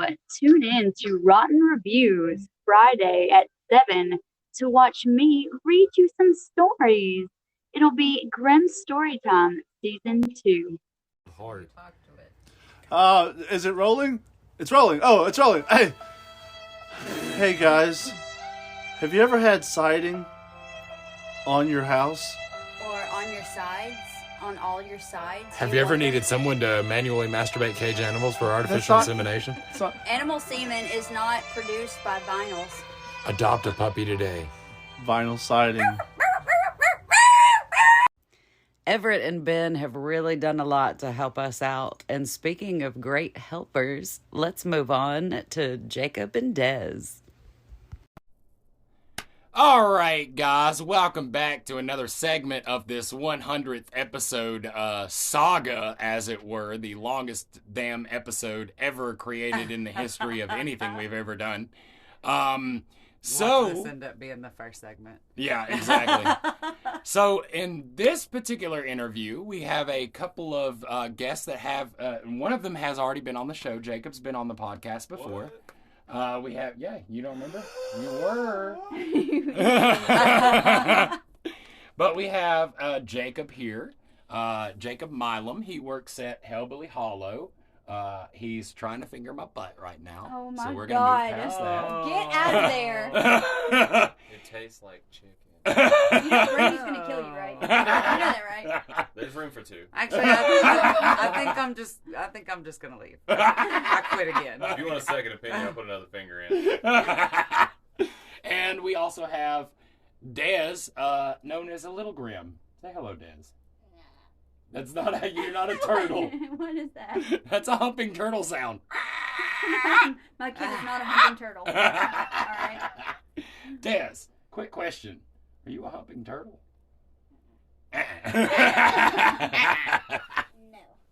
No. So, we've had a couple of different on this particular podcast. I don't know where in the area of stuff this interview is going to fall, but we've had a couple of our crew on here. We had Everett and Ben. We did a little interview with Jess. We've done an interview with a couple of the haunt owners, Mr. Goodstuff, Mr. Marlon, and honestly, we wanted to do a little bit of interviewing with Jacob because we all agree. He's sexy as fuck. We all agree that Jacob is one of the best damn crew that we have. Yes. He puts up with more bullshit from us than most people. And he makes it where I can be a part of this every day that I'm here. If it wasn't for Jacob, there would be no Grim. So I feel like I'm gonna fucking die when I leave here. Everybody's like fucking me up. Yeah. We're gonna eat Jacob right after this podcast. Des would not let that happen. So, Jacob. That's what they call me. Tell them a little bit about what you do out at Hellbilly Hall. Well, once you take the ropes off and I can read the cue cards. Oh, no. The ropes stay. They treat me good. They give me snacks. They are good to me. And, yeah. Oh my God. Jacob! I remember the first time that we met Jacob. Jesus Christ. It's before we even met Grim. It was before we met Grim that he was working on the back of one of the trailers. This was at Hellbilly Hollow, not the time we saw him at the truck stop. Hey, look, that's some good tips in that. But you did a phenomenal job rallying up the crowd and interacting with the crowd, and just kind of talk about your experience with doing the back of the trail and how Tim literally makes you do every fucking thing and then acts like he owns Hellbilly And Hollow. he doesn't get a break. Yeah. How about that? I get Jacob to pee never like gets once a break. week. Oh, I heard a story about you being attacked by multiple people that worked for there because you are the pee driver also. So that's fun. Gotta do what I gotta do to please the people. I got 3 holes. What would you say that you do out there while you're on nights that y'all are running? I'm a sarcastic piece of shit, so basically I insult people all night long and make everybody else laugh and makes them feel better about themselves. That's true. That's basically it in a nutshell. In a nutshell. Yes. A nutshell. Creamy white nutshell. I know for a fact that when you're out, there are people that come to Hellbilly Hollow just to see you as not a character, but just to come and see Jacob. I've seen people go, oh, I want to be on Jacob's fucking trailer. Oh, I am so fucking proud. I've heard so many good things, and there's people that come there that are, what do they call it, spotter? Yeah, Is that the it's term like you when your typically period's use? about to start. Anyway, they're just so glad, and they'll wait in line just to have Jacob. Mm-hmm. Yes, just to go on his trail. I think we've done that too. Yes. Now, I like everybody that works out there. The other people that are on the back of the hayride, don't get the wrong idea. And also, all throughout the night, he's making sure that me and Dez are fine and have everything we need. Oh, I see Jacob doing a ton of shit. Yes. He's being very fucking modest right now. He is very relied on. He's running food into the house. To make He's sure we're jumping fed. on the back of the trailers. He's making sure that Tim has his heart medication. No! It's called Viagra. Dez sitting there has no idea what were you fucking I think Dez is just bored. The beauty of the She innocence doesn't want of to the talk child. to us anymore. No, it's a blast. I mean, if you got like 10 voices that live inside your head on a daily basis, you can bullshit with people and have fun with it. So whenever I see a kid come in with a cowboy hat and a fucking mullet, I get to have a blast. Because they're not going to say anything about it. They're just going to bow their heads and laugh with me. So it works. So, Dez, how old were you when you first started working at Hellbilly Hollow? 7. Still. And what did you think about it when you first started? Yay, free food. It's not free for somebody. It's free for her. Face. If only you guys could see this face. I know. So, what do you enjoy doing the most out at Hellbilly Hollow? Scaring kids You like to scare kids? How do you scare kids? by screaming. You just jump at them and scream at them and take their money and go and buy food with it. I seen her beat up an old lady once. Now, one thing about her is, even if she sees me, she's not even going to break character. She's just going to wave and then fucking attack me. That's great. It's like a subtle, here it comes, and then that's it. I get, bit and all sorts of shit. I'm right next to her, and you wouldn't think that kids would be as creepy as they are, but she is terrifying with her acting. She rattles me. Yeah. You do. You're a rattler. I agree. I have a headache now. You's a good boy. You did good. Do you want to leave a message for Tim? We're going to force him to listen to this. Yeah, he's going to listen to it. You want to tell him anything?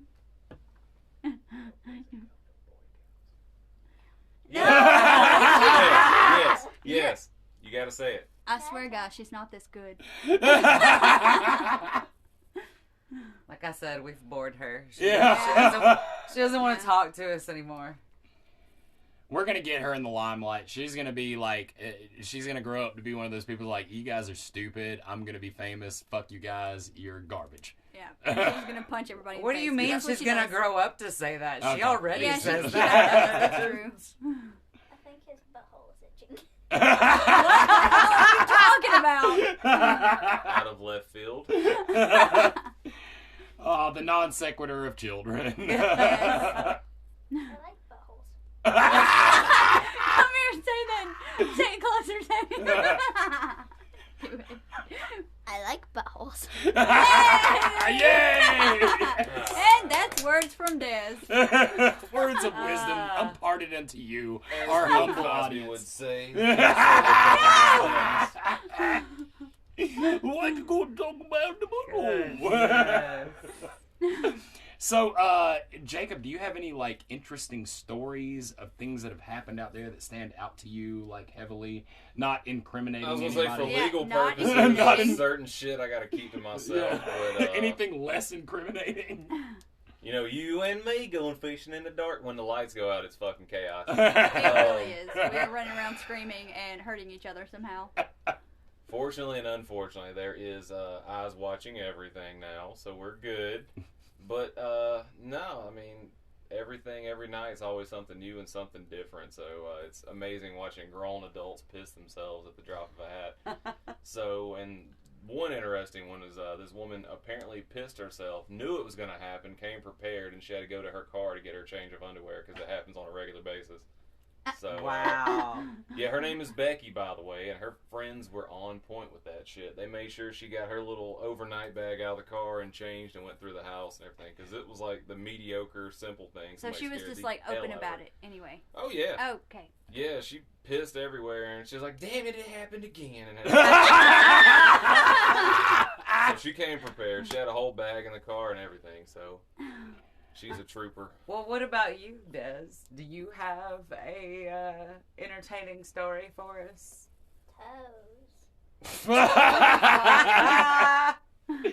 Do you ever see your friends come through and get the people you actually know and get the satisfaction of seeing them terrified?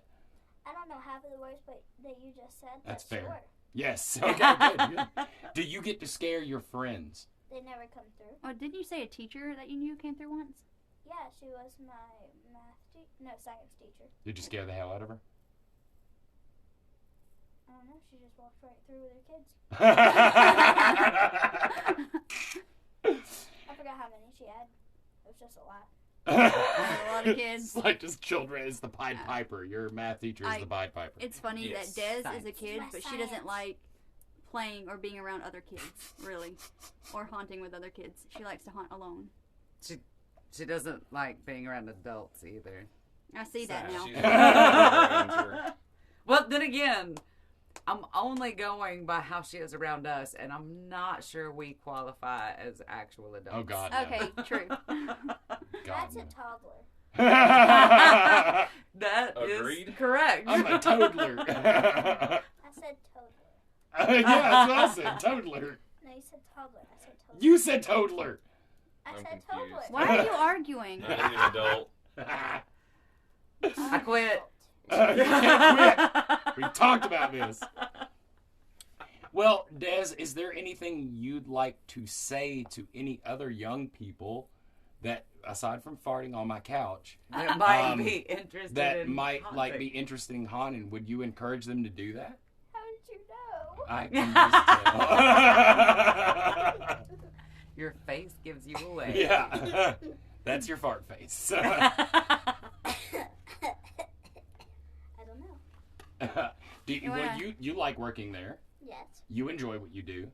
Yes. So you think other kids would super enjoy what you do? Yes. So you say they should all go and work at a haunt? Yes.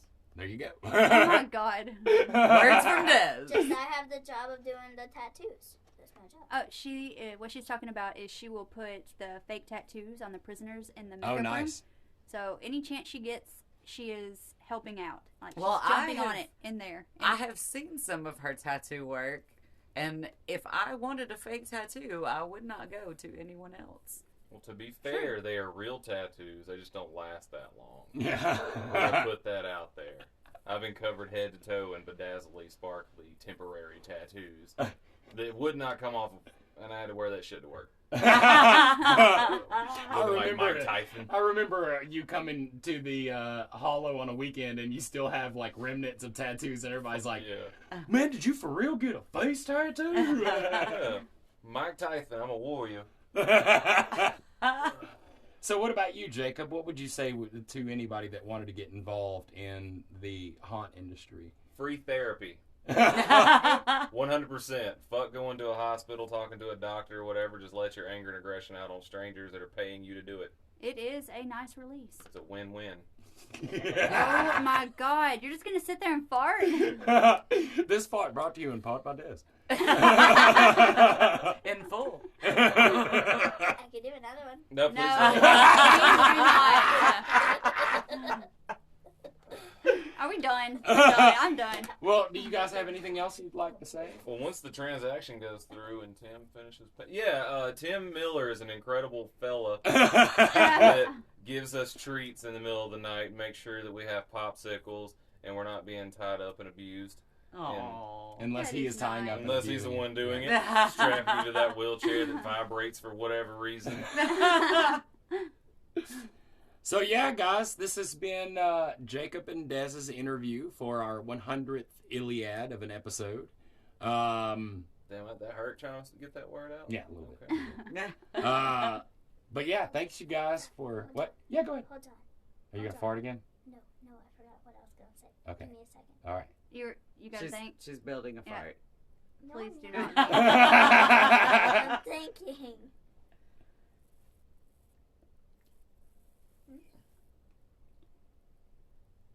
All right. Well, you will lose your voice. You will lose your voice. And you will get farted on by me. What the fuck is Milk even doesn't come anymore? from boy cows, Tim. Hold on. Everybody be quiet. I told you. Fuck, that's my line.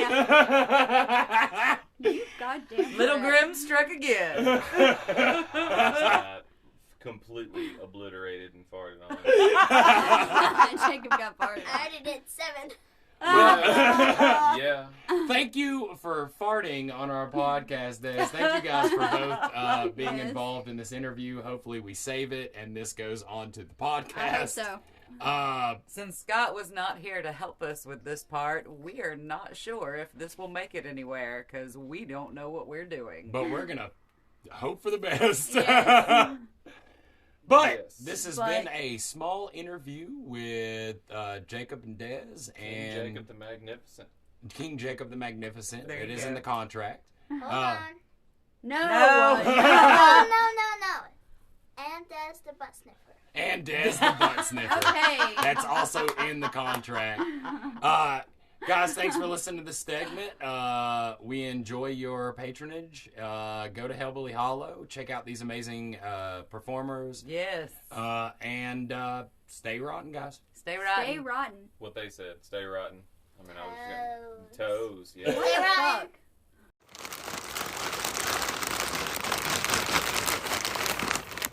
All right, guys, we're here. We have just done a review with the Goodstuff's Kettlecorn Emporium. This is one of our favorite popcorns that's come out. This popcorn is amazing. Phenomenal. Oh my God, I can't stop eating it. How many flavors do they have now? Like 68? I've lost count. 68. And they have literally a kettle corn for almost every flavor I could possibly imagine at this point. Even I think I've tasted some licked unicorn. Licked unicorn. Everybody, even if you're picky. Even if you're picky. This company supports the other haunt actors and helps promote those and gives them an avenue for that. And we've seen a lot of our rotten friends have their own corn flavors. It's such a beautiful thing. I love And it. the fact that Good Stuff is bringing together the haunt community, it can't be anything more rotten and more on par with what we want to be. Absolutely. And this damn kettle corn is fucking amazing. It absolutely is. Stop eating this. I'm going to turn into a kettle corn. Guys, check out www.kettlecornemporium.com and get yourself some of this. Is absolutely phenomenal. Get you some of this. Woo!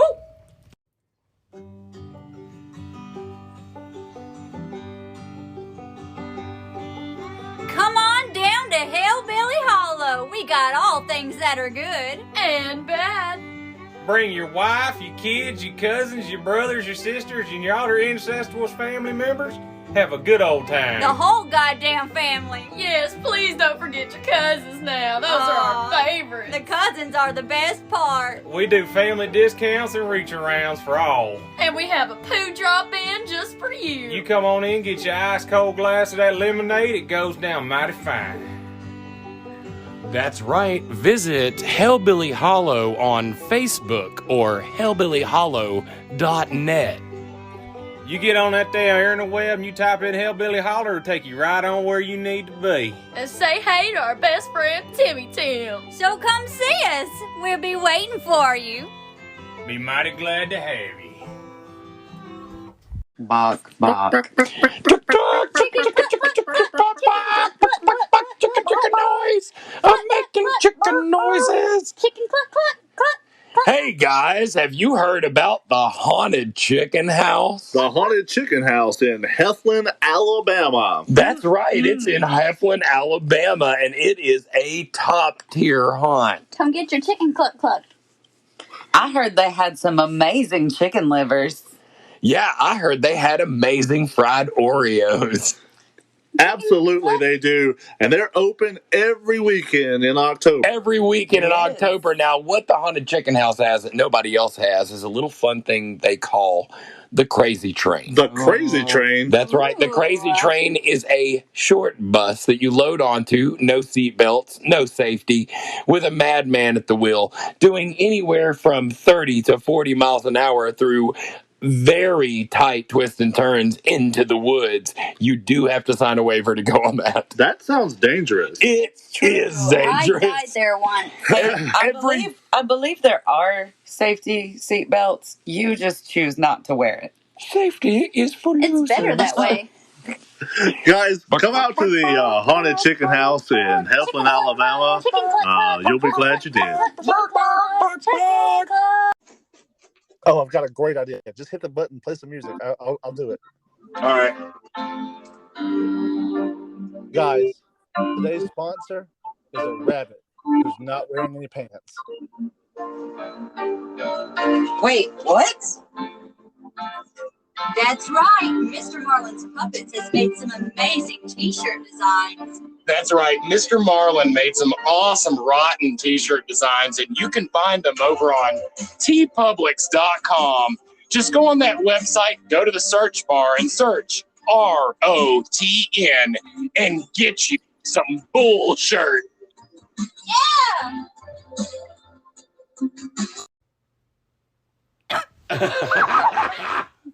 Thank you, Jacob and Des. Onward to our sponsors. Okay, guys, so just to go over a couple of our sponsors. First, right out of the gate, go to Goodstuff Kettlecorn Emporium for the best kettle corn ever. Get yours at kettlecornemporium.com. And that popcorn is phenomenal. If you get a chance this Halloween season, let's go through a couple of the amazing haunts out here in Alabama. Starting with the top of the list, number one, the Haunted Chicken House.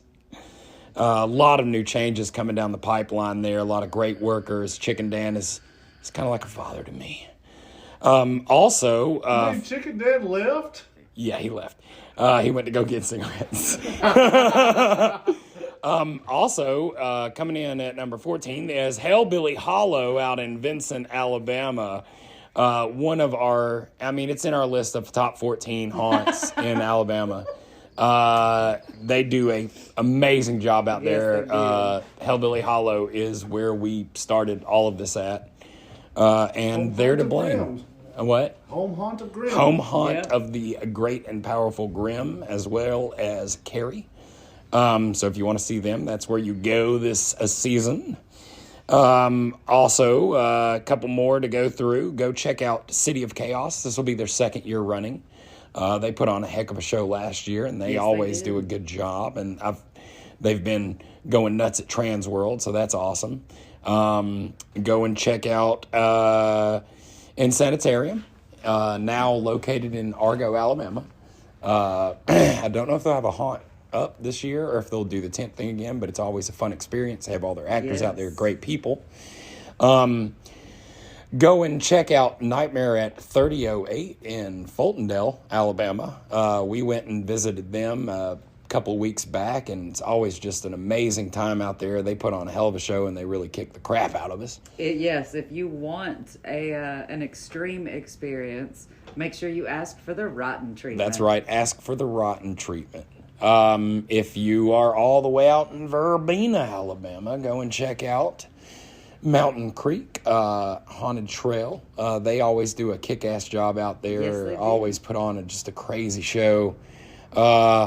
And another one to look out for is the always terrifying, possibly most terrifying haunt, the Spook Trail. That one is truly terrifying. Truly Yes, it is. terrifying. That's in And Quinton, that one is located in Quinton, Alabama. Lastly, check out Rotten Mournings podcast. It's a podcast. Huh? Oh, also, if you are in Killen, Alabama, check out Arx Mortis. They do a hell of a haunt. You will see some stuff there you will not see anywhere else.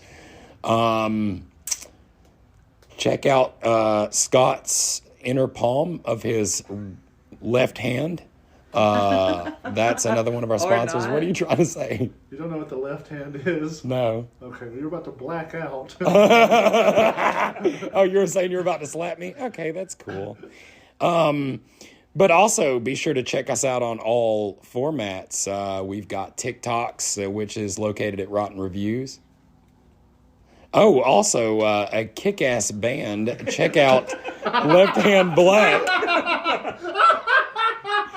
We actually shot a video for them, and they are badasses. Very good music. Very Misfits meet the Ramones horror music. Those guys are fucking way more talented than us. Now back to us again.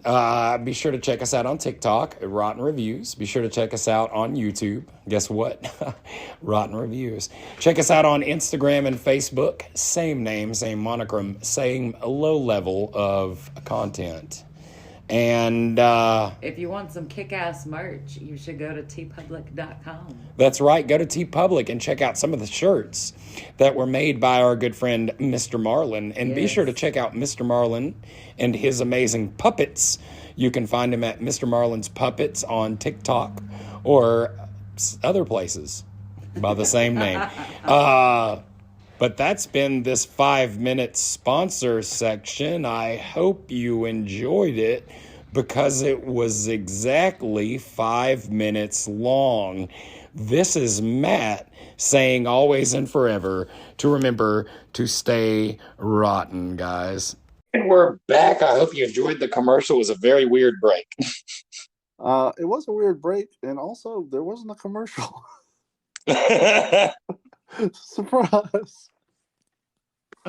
Yeah, the person that handles going out getting the commercials and like making sure that we get paid for all the promotion that we do, they quit because apparently we don't pay them. Yes. It's problematic. Yeah, and they also, I think in their resignation letter, they said, "I don't exist." I remember that. Yeah. And it was written too. I thought it was me for a second there. Well, yeah, you know what? That would track. Facebook. The Book of Faces. Yes, that thing. Yep. It's a social media platform. It whitens your teeth. It's amazing for hair. It can make an egg in under 2 seconds. Are you having problems feeling calm? Too bad. The amazing Facey book. That's right. Facebook not only is amazing, but it's the exclusive home of the first release of any rotten stuff. Thank you, Facebook. We love you. We love Facebook. Woo! Hey. Do you ladies like peanuts? What? You know, carnival peanuts. You've had them before, ain't you? I remember back in my day, I'd gum on those peanuts all day. Oh, just stop. Carnival peanuts. What's everybody acting weird? You like Carnival what? peanuts. Peanuts. Peanuts. Okay. Peanuts. Peanuts. Yeah. No, carnival peanuts. Why are you coming on penis? Carnival peanuts are amazing. Carnival Explain what peanuts. a carnival peanut A is. carnival peanut is a circus peanut, but it's Mardi Gras colored, and it comes out of a skunk's butt. Mardi Gras covered carnival peanuts. Try it today. Okay, guys, I don't think we're gonna get paid for this ad. Holy crap! Ooh, if you have made it to this point, you are better than I am. No one in this room made it to this point. Nope. Yeah. I fell asleep. Yeah. No, you fell asleep while we were recording it. Yeah, I did. That's true. This has been a great 100 episodes. Yes. It has. This 100th episode is probably the most 100th episode I have ever 100. It's really been how many? It's been 100. Damn. I Yeah. still can't believe we made it to 100 episodes. Yeah, that's crazy. 100 attempts at recording a podcast. Whole 100. I'm gonna shit myself. Oh my god! I wonder if this is the 100th time that you've said that on this podcast. Yeah, probably. How many? It's No, 100. how many shits though? Actually. 100 shits. Okay. You'll be dehydrated. Yeah, Make sure you drink some water. You've Hey also guys, said podcast at least 100 times.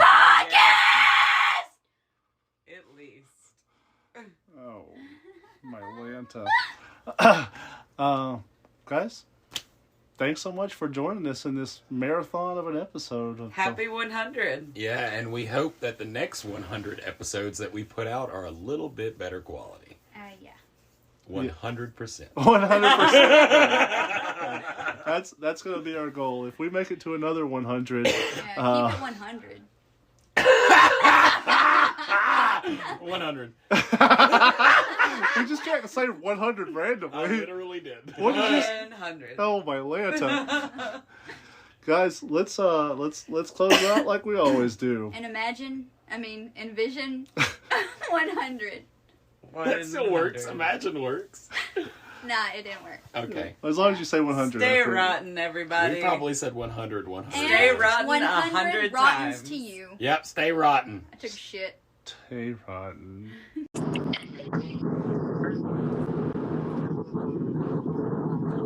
What the fuck? Hello?